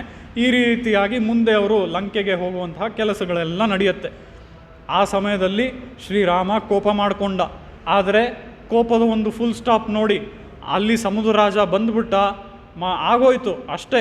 ಸಮುದ್ರ ರಾಜನನ್ನು ನಾನು ಇಷ್ಟೊತ್ತು ನಿನ್ನ ಮೇಲೆಲ್ಲ ಕೋಪ ಮಾಡ್ಕೊಂಡಿದ್ದು, ಬೇರೆ ಯಾರ ಮೇಲೋ ಕೋಪ ಮಾಡ್ಕೊಂಡಿದ್ದು ಅನ್ನೋ ರೀತಿಯಲ್ಲಿ ಅಲ್ಲಿ ಆ ಸಮುದ್ರ ರಾಜನ ಮುಂದೆ ಶ್ರೀರಾಮ ನಡ್ಕೊಂಡ.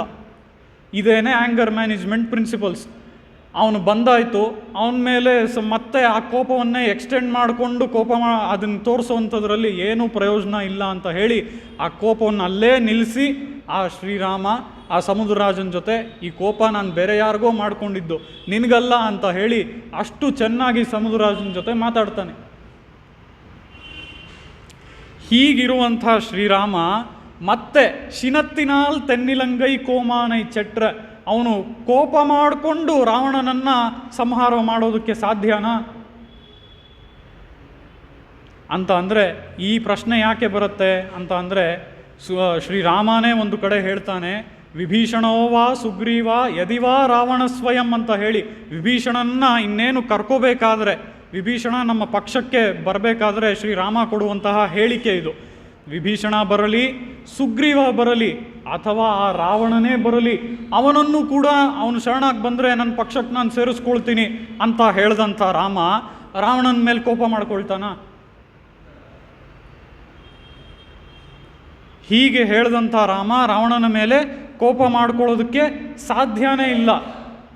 ಆದರೆ ಇಲ್ಲಿ ಗೋದಾದೇವಿ ಶಿನತ್ತಿನಾಲ್ ತೆನ್ನಿಲಂಗೈ ಕೋಮಾನೈ ಚಟ್ರ, ಕೋಪದಿಂದ ಆ ರಾವಣನ ಸಂಹಾರವನ್ನು ಮಾಡ್ದ ಶ್ರೀರಾಮ ಅಂತ ಹೇಳೋದಕ್ಕೆ ಕಾರಣ ಏನು ಅಂತ ನೋಡಿದ್ರೆ, ಇಲ್ಲಿ ವಿಧ ವಿಧವಾದ ಅರ್ಥಗಳನ್ನು ನಮ್ಮ ಆಚಾರ್ಯರು ತೋರಿಸ್ತಾರೆ.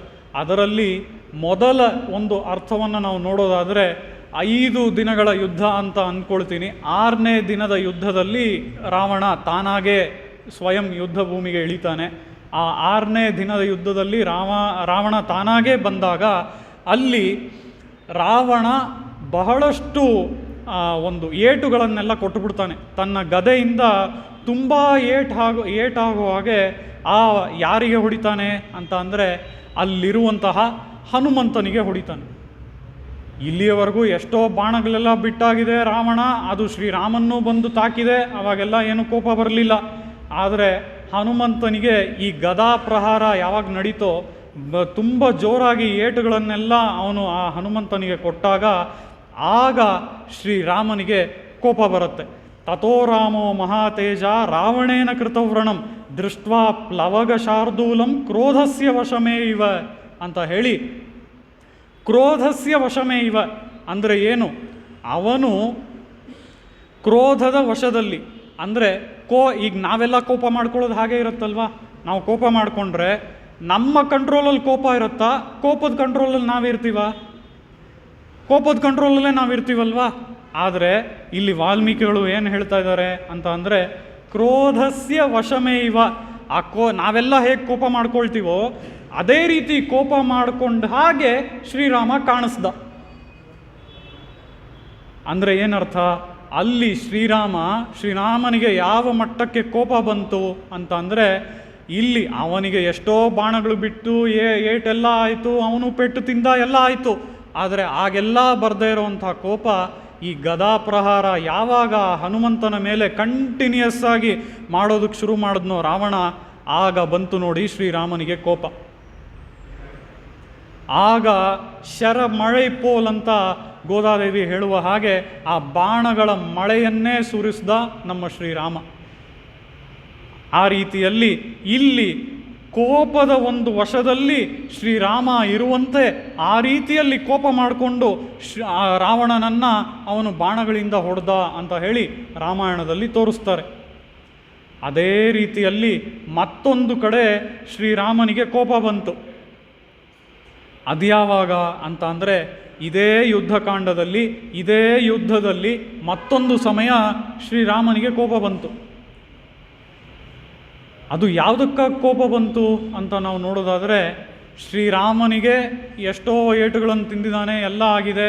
ಇದೇ ರೀತಿಯಾಗಿ ಲಕ್ಷ್ಮಣನು ಯುದ್ಧವನ್ನು ಮಾಡಿದ್ದಾನೆ, ಲಕ್ಷ್ಮಣನಿಗೂ ಏಟುಗಳು ಬಿದ್ದಿದ್ದು ಎಲ್ಲ ಆಗಿದೆ. ಆದರೆ ಈಗ ಏನಾಗ್ತಾ ಇದೆ, ಯುದ್ಧ ಅನ್ನೋದು ಒಂದು ಟೆಸ್ಟ್ ಮ್ಯಾಚ್ ಕ್ರಿಕೆಟ್ ಸ್ಪೇಸ್ನಲ್ಲಿ ಹೋಗ್ತಾ ಇದೆ. ಯಾರೂ ಫಾಸ್ಟಾಗಿ ರನ್ಸ್ ಹೊಡಿತಾ ಇಲ್ಲ. ಅದೇ ರೀತಿಲಿ ಈಗ ಟೆಸ್ಟ್ ಮ್ಯಾಚ್ ರೀತಿಯೇ ಯುದ್ಧವನ್ನು ನಿಧಾನಕ್ಕೆ ಒಂದೊಂದು ಸಣ್ಣ ಸಣ್ಣ ಬಾಣಗಳನ್ನು ಬಿಡ್ತಾ ಕೂತಿದ್ದಾನೆ ರಾಮ. ಇದೆಲ್ಲ ಈಗಾಗಲೇ ಅವರು ಏಟೆಲ್ಲ ತಿಂದಾಗಿದೆ, ಎಲ್ಲರೂ ಏಟು ತಿಂದಾಗಿದೆ. ಆದರೆ ಶ್ರೀರಾಮ ಮಾತ್ರ ನಿಧಾನಕ್ಕೆ ಇನ್ನೂ ಆ ರಾವಣ ನನ್ನ ಬಳಿ ಶರಣಾಗ್ತಾನೆ ಬಂದು ಅನ್ನುವಂತಹ ನಂಬಿಕೆಯಲ್ಲೇ ನಿಧಾನಕ್ಕೆ ಬಾಣಗಳನ್ನು ಬಿಡ್ತಾ ಇದ್ದಾನೆ.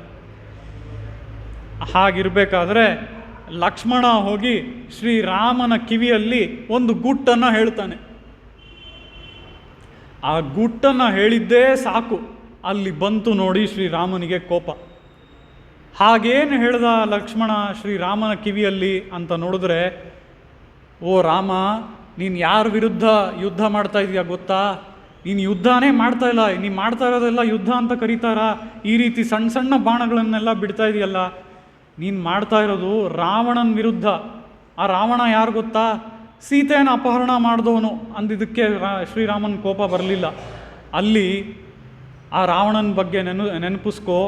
ಆ ಸೀತೆಯನ್ನು ರಾವಣ ಹೇಗೆ ಅಪಹರಣ ಮಾಡ್ದ ಅನ್ನೋದನ್ನು ನೆನಪಿಸ್ಕೋ.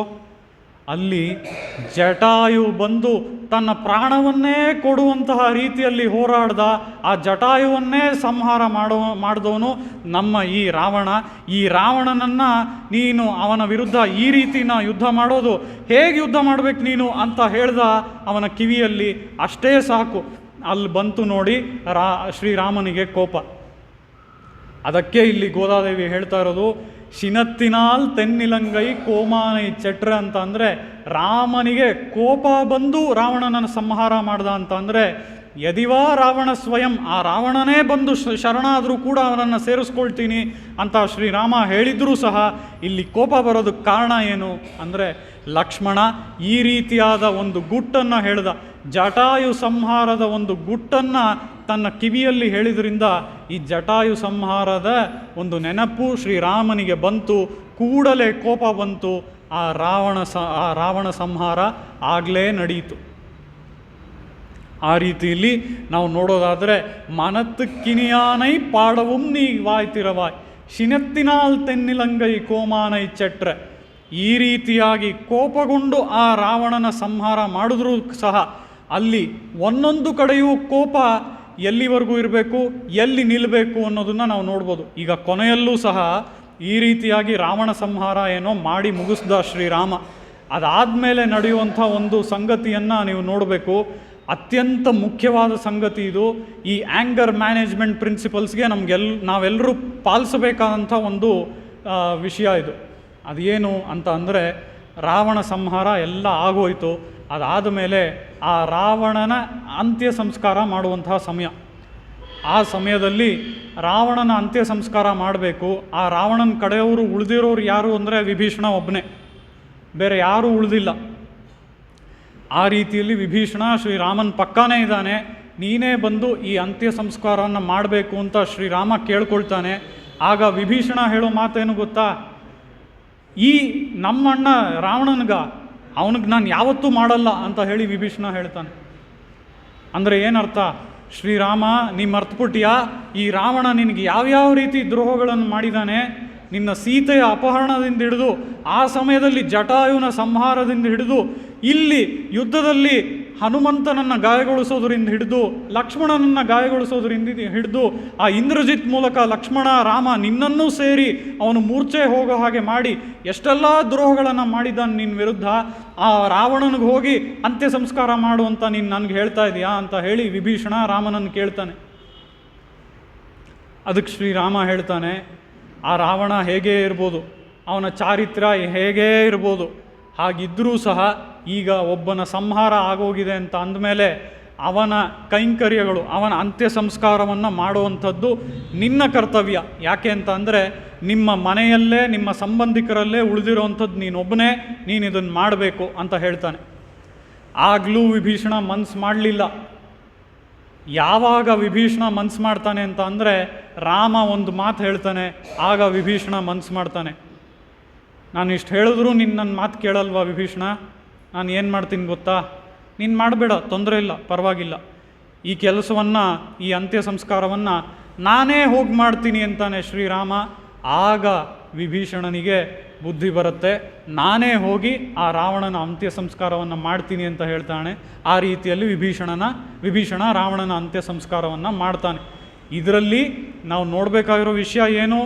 ರಾವಣ ಸಂಹಾರ ಮಾಡಬೇಕಾದ್ರೆ ರಾವಣನ ಮೇಲೆ ಕೋಪ ಇತ್ತು. ಒಂದು ಬಾರಿ ಸಂಹಾರ ಆಗೋಯಿತು, ಆ ಕೋಪಕ್ಕೆ ಅಲ್ಲಿ ಫುಲ್ ಸ್ಟಾಪ್. ಆ ರೀತಿಯಲ್ಲಿ ನಮ್ಮ ಕೋಪವನ್ನು ನಾವು ಯಾವ ರೀತಿ ಇಟ್ಕೋಬೇಕು, ಯಾವ ಸಂದರ್ಭದಲ್ಲಿ ಇಟ್ಕೋಬೇಕು, ಯಾರ ಮೇಲೆ ತೋರಿಸ್ಬೇಕು, ಎಷ್ಟು ಪ್ರಮಾಣದಲ್ಲಿ ತೋರಿಸ್ಬೇಕು, ಅದು ಆ ಕೋಪವನ್ನು ಯಾವಾಗ ಮುಗಿಸ್ಬೇಕು, ಇದೆಲ್ಲವನ್ನು ಶ್ರೀರಾಮ ಈ ಎಲ್ಲ ಸಂದರ್ಭಗಳಲ್ಲೂ ನಮಗೆ ತೋರಿಸಿದ್ದಾನೆ. ಇಲ್ಲಿ ಶೀನತ್ತಿನಾಲ್ ತೆನ್ನಿಲಂಗೈ ಕೋಮಾನೈ ಚಟ್ರ ಅನ್ನುವಂಥದ್ದು ಈ ರೀತಿಯಾಗಿ ನಮಗೆ ಆ್ಯಂಗರ್ ಮ್ಯಾನೇಜ್ಮೆಂಟ್ ಪ್ರಿನ್ಸಿಪಲ್ಸ್ನ ಗೋದಾದೇವಿ ಹೇಳ್ತಾ ಇದ್ದಾಳೆ. ಮನತ್ತಕ್ಕಿನಿಯಾನೈ ಪಾಡವುಂ ನೀ ವಾಯ್ತಿರವಾಯ್. ಈ ರೀತಿ ಕೋಪದಿಂದ ರಾವಣ ಸಂಹಾರ ಮಾಡಿದ್ರು ಆ ಕೋಪ, ಆ ಸಂಹಾರ ಆದ ಕೂಡಲೇ ಮುಗ್ದಿದ್ರಿಂದ ಆ ರಾಮ ಯಾರು ಅಂತ ಅಂದರೆ ಮನತ್ತಕ್ಕಿನಿಯಾನ್, ಆ ಮನಸ್ಸಿಗೆ ಸಿಹಿಯಾಗಿರುವಂಥವನು.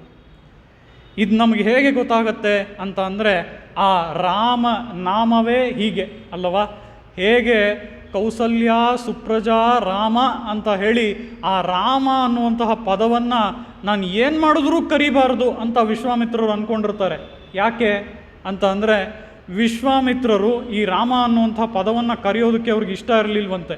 ಈ ರಾಮ ಅನ್ನುವಂಥ ಪದವನ್ನು ನಾಮಕರಣ ಮಾಡಿದವರು ಯಾರು? ವಸಿಷ್ಠರಿಗೂ ವಿಶ್ವಾಮಿತ್ರರಿಗೂ ಆಗೋಲ್ಲ. ಅದರಿಂದಲೇ ಆ ವಸಿಷ್ಠರು ಅನ್ನುವಂಥವರು ಈ ಒಂದು ರಾಮ ಅನ್ನುವಂಥ ಹೆಸರನ್ನು ಕೊಟ್ಟಿದ್ದರಿಂದ ಆ ರಾಮ ಅನ್ನುವಂಥ ಹೆಸರನ್ನು ಬಿಟ್ಟು ಬೇರೆ ಯಾವುದಾದ್ರೂ ಹೆಸರು ಕರೆಯೋಣ ಅಂತ ಎಷ್ಟೆಷ್ಟೋ ವಿಷ್ಣು ಸಹಸ್ರನಾಮಗಳೇ ಅಷ್ಟೇ, 1000 ನಾಮಗಳೇ ಇರೋದು. 1000 ನಾಮಗಳು ಇರುವಂಥ ಅವನ ಹೆಸರುಗಳನ್ನೆಲ್ಲ ಹುಡುಕು ನೋಡಿದ್ರಂತೆ ಯಾವುದೇ ನಾಮಗಳು ಸಿಗಲಿಲ್ವಂತೆ. ಕೊನೆಗೆ ಸಿಕ್ಕಿದ್ದು ರಾಮನೇ. ಆ ರೀತಿಯಲ್ಲಿ ಕೌಸಲ್ಯ ಸುಪ್ರಜಾ ರಾಮ ಅಂತ ಹೇಳಿ ಆ ರಾಮ ಅನ್ನುವಂತಹ ಹೆಸರನ್ನೇ ಇಲ್ಲಿ ವಿಶ್ವಾಮಿತ್ರರು ಹಾಡಿ ಆ ಶ್ರೀರಾಮನನ್ನು ಎಬ್ಸಿದ್ರು. ಅದರ ಜೊತೆಗೆ ನಾವು ಇಲ್ಲಿ ನಮ್ಮ ದಾಸರು ಹೇಳೋದನ್ನು ನೋಡೋದಾದರೆ ರಾಮ ಮಂತ್ರವ ಜಪಿಸೋ ಓ ಮನುಜ ಅಂತ ಹೇಳಿ ದಾಸರು ಹಾಡ್ತಾರಲ್ವ. ಈ ರಾಮ ಅನ್ನುವಂಥದ್ದು ಆ ಪದಕ್ಕೆ ಇರುವಂತಹ ಒಂದು ಲಕ್ಷಣ ನಾವು ನೋಡೋದಾದರೆ ರಮಯತೀತಿ ರಾಮ. ಆ ರಾಮ ಅನ್ನುವಂತಹ 2 ಅಕ್ಷರಗಳೇ ನಮ್ಮನ್ನು ರಮಿಸತ್ತಂತೆ, ನಮ್ಮನ್ನು ಆನಂದಗೊಳಿಸತ್ತಂತೆ. ಆ ರೀತಿಯಲ್ಲಿ ಈ ರಾಮ ಅನ್ನುವಂತಹ ಪದ ನಮ್ಮನ್ನು ಆನಂದಗೊಳಿಸುತ್ತೆ. ಅಂಥ ಹೆಸರನ್ನು ಉಳ್ಳವನು ನೀನು ಓ ರಾಮ ಅಂತ ಹೇಳಿ, ಮನತ್ತಕ್ಕಿನಿಯಾನ್ ಅಂತ ಹೇಳಿ, ಶಿನತ್ತಿನಾಲ್ ತೆನ್ನಿಲಂಗೈ, ನೀನು ಕೋಪದಿಂದ ಅಲ್ಲಿ ರಾವಣನ ಸಂಹಾರ ಮಾಡಿದ್ರೂ ಸರಿ, ನೀನು ನಮಗೆ ಯಾವತ್ತೂ ಆ ಮನಸ್ಸಿಗೆ ಸಿಹಿಯಾದವನು, ಮನಸ್ಸಿಗೆ ಹತ್ತಿರವಾದವನು ಅಂತ ಹೇಳಿ, ಮನತ್ತಕ್ಕಿನಿಯಾನ್ ಪಾಡவும் ನೀ ವಾಯ್ತಿರವಾಯ್, ಆ ರಾಮನ ಸಂಕೀರ್ತನೆಯನ್ನು ನಾವು ಮಾಡೋಣ ಹೋಗಿ ಅಂತ ಹೇಳಿ ಇಲ್ಲಿ ಗೋದಾದೇವಿ ಹೇಳ್ತಾ ಇದ್ದಾಳೆ. ಅದರ ಪ್ರಕಾರ ನಾವು ನೋಡೋದಾದರೆ ದಾಸರು ಮತ್ತೊಂದು ಕೀರ್ತನೆಯಲ್ಲೂ ಈ ರಾಮನಾಮದ ಬಗ್ಗೆ ಹೇಳ್ತಾರೆ. ರಾಮನಾಮವೆಂಬ ರಸವುಳ್ಳ ನೀರಿಗೆ ರಾಗಿ ತಂದೀರ ಅಂತ ಹೇಳಿ, ಅದೇ ಕೀರ್ತನೆಯಲ್ಲಿ ರಾಮನಾಮವ ಜಪಿಸುವರಾಗಿ ಪ್ರೇಮದಿ ಕುಣಿದಾಡುವರಾಗಿ ಅಂತ ಹೇಳಿ ದಾಸರು ಈ ರಾಮನಾಮದ ವೈಶಿಷ್ಟ್ಯವನ್ನು ಇಲ್ಲಿ ತೋರಿಸ್ತಾ ಇದ್ದಾರೆ. ಆ ರೀತಿಯಲ್ಲಿ ನಾವು ನೋಡೋದಾದರೆ, ಮನತ್ತಕ್ಕಿನಿಯಾನ್ ಪಾಡவும் ನೀ ವಾಯ್ತಿರವಾಯ್, ಇನಿತ್ತಾನ್ ಎഴുந்திರಾಯ್ ಈದೆನ್ನ ಪೇರುರಕ್ಕಂ. ನೀನೀಗ ನಿದ್ದೆ ಮಾಡ್ತಾ ಇರೋದು ಹೇಗಿದೆ ಅಂತ ಅಂದರೆ, ಈಗ ನಾವು ಮೊದಲು ನೋಡಿದಂತಹ ಸಖಿ ಪೆರುಂತುಯಿಲ್ ಪೇರುರಕ್ಕಂ, ಅದೇ ರೀತಿಯಲ್ಲಿ ನೀನು ಸಹ ನೀನು ಯಾರು ನರ್ಚೆಲ್ವಂತಂಗಾಯ್, ನೀನು ಅಂಥ ಐಶ್ವರ್ಯವನ್ನು ಸಂಪತ್ತನ್ನು ಉಳ್ಳಂತಹ ಒಬ್ಬ ಅಣ್ಣನನ್ನು ಇಟ್ಕೊಂಡವಳು, ಆ ಅಣ್ಣನಂತೆಯೇ ತಂಗಿ ನೀನು ಸಹ ಆ ಕೃಷ್ಣನಲ್ಲಿ ಅಷ್ಟು ಆಸಕ್ತಿ ಇಟ್ಕೊಂಡಿದೆಯಾ, ಅವನ ಕೈಂಕರ್ಯವನ್ನೇ ಸಂಪತ್ತಾಗಿ ಇಟ್ಕೊಂಡಿದೆಯಾ. ಹೀಗಿರುವಂಥ ನೀನು ಪೆರುಂತುಯಿಲ್, ನೀನು ಈ ರೀತಿಯಾಗಿ ಗಾಢವಾದ ನಿದ್ರೆಯನ್ನು ಮಾಡ್ಬೋದಾ? ನೀನು ಹೀಗೆ ಗಾಢವಾದ ನಿದ್ರೆಯನ್ನು ಮಾಡ್ತಾ ಇದ್ದರೆ ನಮ್ಮ ಗೋಷ್ಠಿಗೆ ಬಂದು ಸೇರೋಕ್ಕಾಗಲ್ಲ, ನಮ್ಮ ಗೋಷ್ಠಿಗೆ ಯಾವುದೇ ರೀತಿಯಾದ ಒಂದು ಪ್ಲಸ್ ಪಾಯಿಂಟ್ ಇರಲ್ಲ, ಒಬ್ಬರು ಲೀಡರ್ ಇರಲ್ಲ. ಆ ರೀತಿಯಲ್ಲಿ ನೀನು ನಮ್ಮ ಗೋಷ್ಠಿಯೊಂದಿಗೆ ಬಂದು ಸೇರಿದ್ರೇ ನಮ್ಮ ಗೋಷ್ಠಿಗೆ ಈ ವ್ರತ ಪಾವೈನೊಂಬು ಅನ್ನುವಂತಹ ವ್ರತ ಸಿದ್ಧಿಸುತ್ತೆ. ಅದಕ್ಕಾಗಿಯೇ ನೀನು ಬಂದು ಈ ನಮ್ಮ ಭಾಗವತರ ಗೋಷ್ಠಿಯ ಜೊತೆ ಬಂದು ಸೇರಬೇಕು ಅಂತ ಹೇಳಿ ಇಲ್ಲಿ ಗೋದಾದೇವಿ ಹೇಳ್ತಾ ಇದ್ದಾಳೆ. ಮನತ್ತಕ್ಕಿನಿಯಾನೈನಿ ಪಾಡவும் ವಾಯ್ತಿರವಾಯ್, ಇನಿತ್ತಾನ್ ಎഴുந்திರಾ ಈದೆನ್ನ ಪೇರುರಕ್ಕಂ.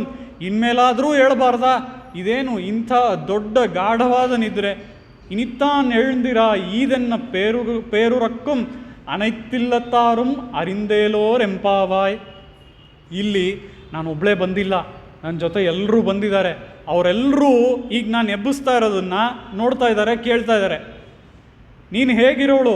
ನರ್ಚೆಲ್ವಂತಂಗಾಯ್, ಆ ಐಶ್ವರ್ಯವನ್ನು ಉಳ್ಳವನು ಯಾರಿದ್ದಾನೆ ಆ ಗೋಪ, ಅವನ ತಂಗಿ. ನೀನು ಅದೇ ರೀತಿಯಾಗಿ ಕೈಂಕರ್ಯ ಶ್ರೀಯನ್ನು ಹೊಂದಿದವಳು. ಆ ರೀತಿ ಇರೋಳು ಈ ರೀತಿ ನಾನು ನಿನ್ನನ್ನು ಎಬ್ಬಿಸ್ತಾ ಇದ್ದರೆ ಇಲ್ಲಿ ಬಂದಿರೋರೆಲ್ಲ ಅದನ್ನು ನೋಡ್ತಾ ಇದ್ದಾರೆ. ಅದು ಚೆನ್ನಾಗಿರುತ್ತಾ ನಿನಗೆ? ಎದ್ದು ಬಾ ಬೇಗ, ಅವರೆಲ್ಲ ನೋಡ್ತಾ ಇದ್ದಾರೆ, ಇದು ನಿನಗೆ ಅವಮಾನ, ನೀನು ಹೀಗೆ ಮಲಗಿದ್ರೆ ಆದಷ್ಟು ಬೇಗ ಎದ್ದು ಬಾ ಅಂತ ಹೇಳಿ ಗೋದಾದೇವಿ ಈ ಪಾಶುರದಲ್ಲಿ ಈ ಸಖಿಯನ್ನು ಎಬ್ಬಿಸ್ತಾ ಇದ್ದಾಳೆ. ಆ ರೀತಿಯಲ್ಲಿ ನಾವು ಇವತ್ತು ನೋಡಿದಂತಹ ಪಾಶುರ, ಕನೈತ್ತಿಳ್ಳಂ ಕಟ್ರೆರುಮೈ ಕಂಡ್ರು ಕಿರಂಗಿ ನಿನೈತ್ತು ಮುಲೈ ವழியே நின்று பால்ச்சோர நனைத்தில்லம் சேராக்கும் நற்செல்வந்தங்காய் பனித்தலை விழ வாசர் கடைப்பற்றி சினத்தினால் தென்னிலங்கை கோமானை செற்ற மனத்துக்கினியானை பாடவும் நீ வாய்த்திரவாய், இனித்தான் எழுந்திராய் ಈದೆನ್ನ ಪೇರುರಕ್ಕಂ ಅನೈತ್ತಿಲ್ಲತ್ತಾರುಂ ಅರಿಂದೇಲೋರೆಂಪಾವಾಯ್ ಅಂತ ಹೇಳಿ ಈ ಪಾಶುರವನ್ನು ಗೋದಾದೇವಿ ಮುಗಿಸ್ತಾ ಇದ್ದಾಳೆ. ಇದರಲ್ಲಿ ನಾವು ಅತ್ಯಂತ ವಿಶೇಷವಾದ ಒಂದು ಸಂಗತಿಯನ್ನು ನೋಡಿದರೆ, ಇದರಲ್ಲಿ ಪ್ರವಾಹಗಳ ವರ್ಣನೆ ಆಗಿದೆ. ಅದು ಯಾವ್ಯಾವುದು ಅಂತ ನೋಡೋದಾದರೆ, ಪನಿತ್ತಲೈ ವಿழ ವಾಶರ್ ಕಡೈಪಟ್ರಿ, ಮಂಜಿನ ಪ್ರವಾಹ ಮೇಲೆ, ಅದಾದ ಮೇಲೆ ಮತ್ತೊಂದು ಪ್ರವಾಹ ಯಾವುದು? ಕನೈತ್ತಿಳ್ಳಂ ಕಟ್ರೆರುಮೈ ಕಂಡ್ರು ಕಿರಂಗಿ, ಆ ಎಮ್ಮೆಗಳ ಮರಿಗಳನ್ನು ಕರುಗಳನ್ನು ನೆನೆಸ್ಕೊಂಡು ಹಾಗೇ ಹಾಲನ್ನು ಸೋರಿಸ್ತಾ ಇವೆಯಂತೆ. ಆ ಹಾಲಿನ ಪ್ರಭಾವ ಅಲ್ಲಿ ಆ ಎಮ್ಮೆಗಳ ಬಳಿ. ಮತ್ತೊಂದು ಪ್ರವಾಹ ಯಾವುದು ಅಂತ ಅಂದರೆ, ಈ ಭಾಗವತರು ಈ ಸಖಿಯರು ಎಲ್ಲ ನಿಂತಿದ್ದಾರಲ್ವ, ಅಲ್ಲಿ ಮಲಗಿರುವಂತಹ ಸಖಿಯನ್ನೂ ಸೇರಿಸಿ ಈ ಎಲ್ಲರ ಸಖಿಯರ ಈ ಹೃದಯದಲ್ಲಿ ಆ ಶ್ರೀ ಕೃಷ್ಣನ ಪ್ರವಾಹ ನಡೀತಾ ಇದೆಯಂತೆ. ಈ ರೀತಿಯಲ್ಲಿ ಈ 12ನೇ ಪಾಶುರದಲ್ಲಿ ಪ್ರವಾಹದ ಬಗ್ಗೆ, 3 ವಿಶೇಷವಾದ ಪ್ರವಾಹದ ಬಗ್ಗೆ ಗೋದಾದೇವಿ ತೋರಿಸ್ತಾ ಇದ್ದಾಳೆ. ಹೀಗೆ ಹೇಳಿ ಅಲ್ಲಿರುವಂತಹ ಸಖಿಯನ್ನು ಗೋದಾದೇವಿ ಎಬ್ಸೋದಕ್ಕೆ ಪ್ರಯತ್ನ ಪಡ್ತಾ ಇದ್ದಾಳೆ.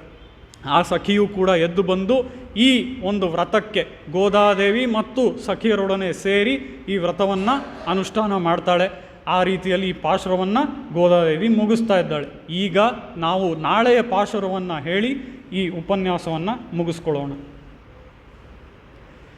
ಎಲ್ಲೇ இளங்கிளியே இன்னும் உறங்கிதையோ சில்லன்றை ஏன்மீன் நங்கைமீர் போதுகின்றேன் வல்லை உன் கட்டுரைகள் வல்லே உன் வாயறிதும் வல்லீர்கள் நீங்களே நானேதான் ஆயிடுக ஒல்லை நீ போதாய் உனக்கென்ன வேறுடையை எல்லாரும் போந்தாரோ போந்தார் போந்தெண்ணிக்கொள் வல்லானை கொன்றானை மாற்றாரை மாற்றழிக்க வல்லானை ಮಾಯನೈ ಪಾಡೇಲೋರ್ ಎಂಪಾವಾಯ್ ಅಂತ ಹೇಳಿ ಈ ಪಾಶುರದಲ್ಲಿ ಮಾಯನ್ ಅನ್ನುವಂತಹ ಪದವನ್ನು 4ನೇ ಬಾರಿ ಅಂದ್ಕೊಳ್ತೀನಿ ಗೋದಾದೇವಿ ಉಪಯೋಗಿಸ್ತಾ ಇದ್ದಾಳೆ.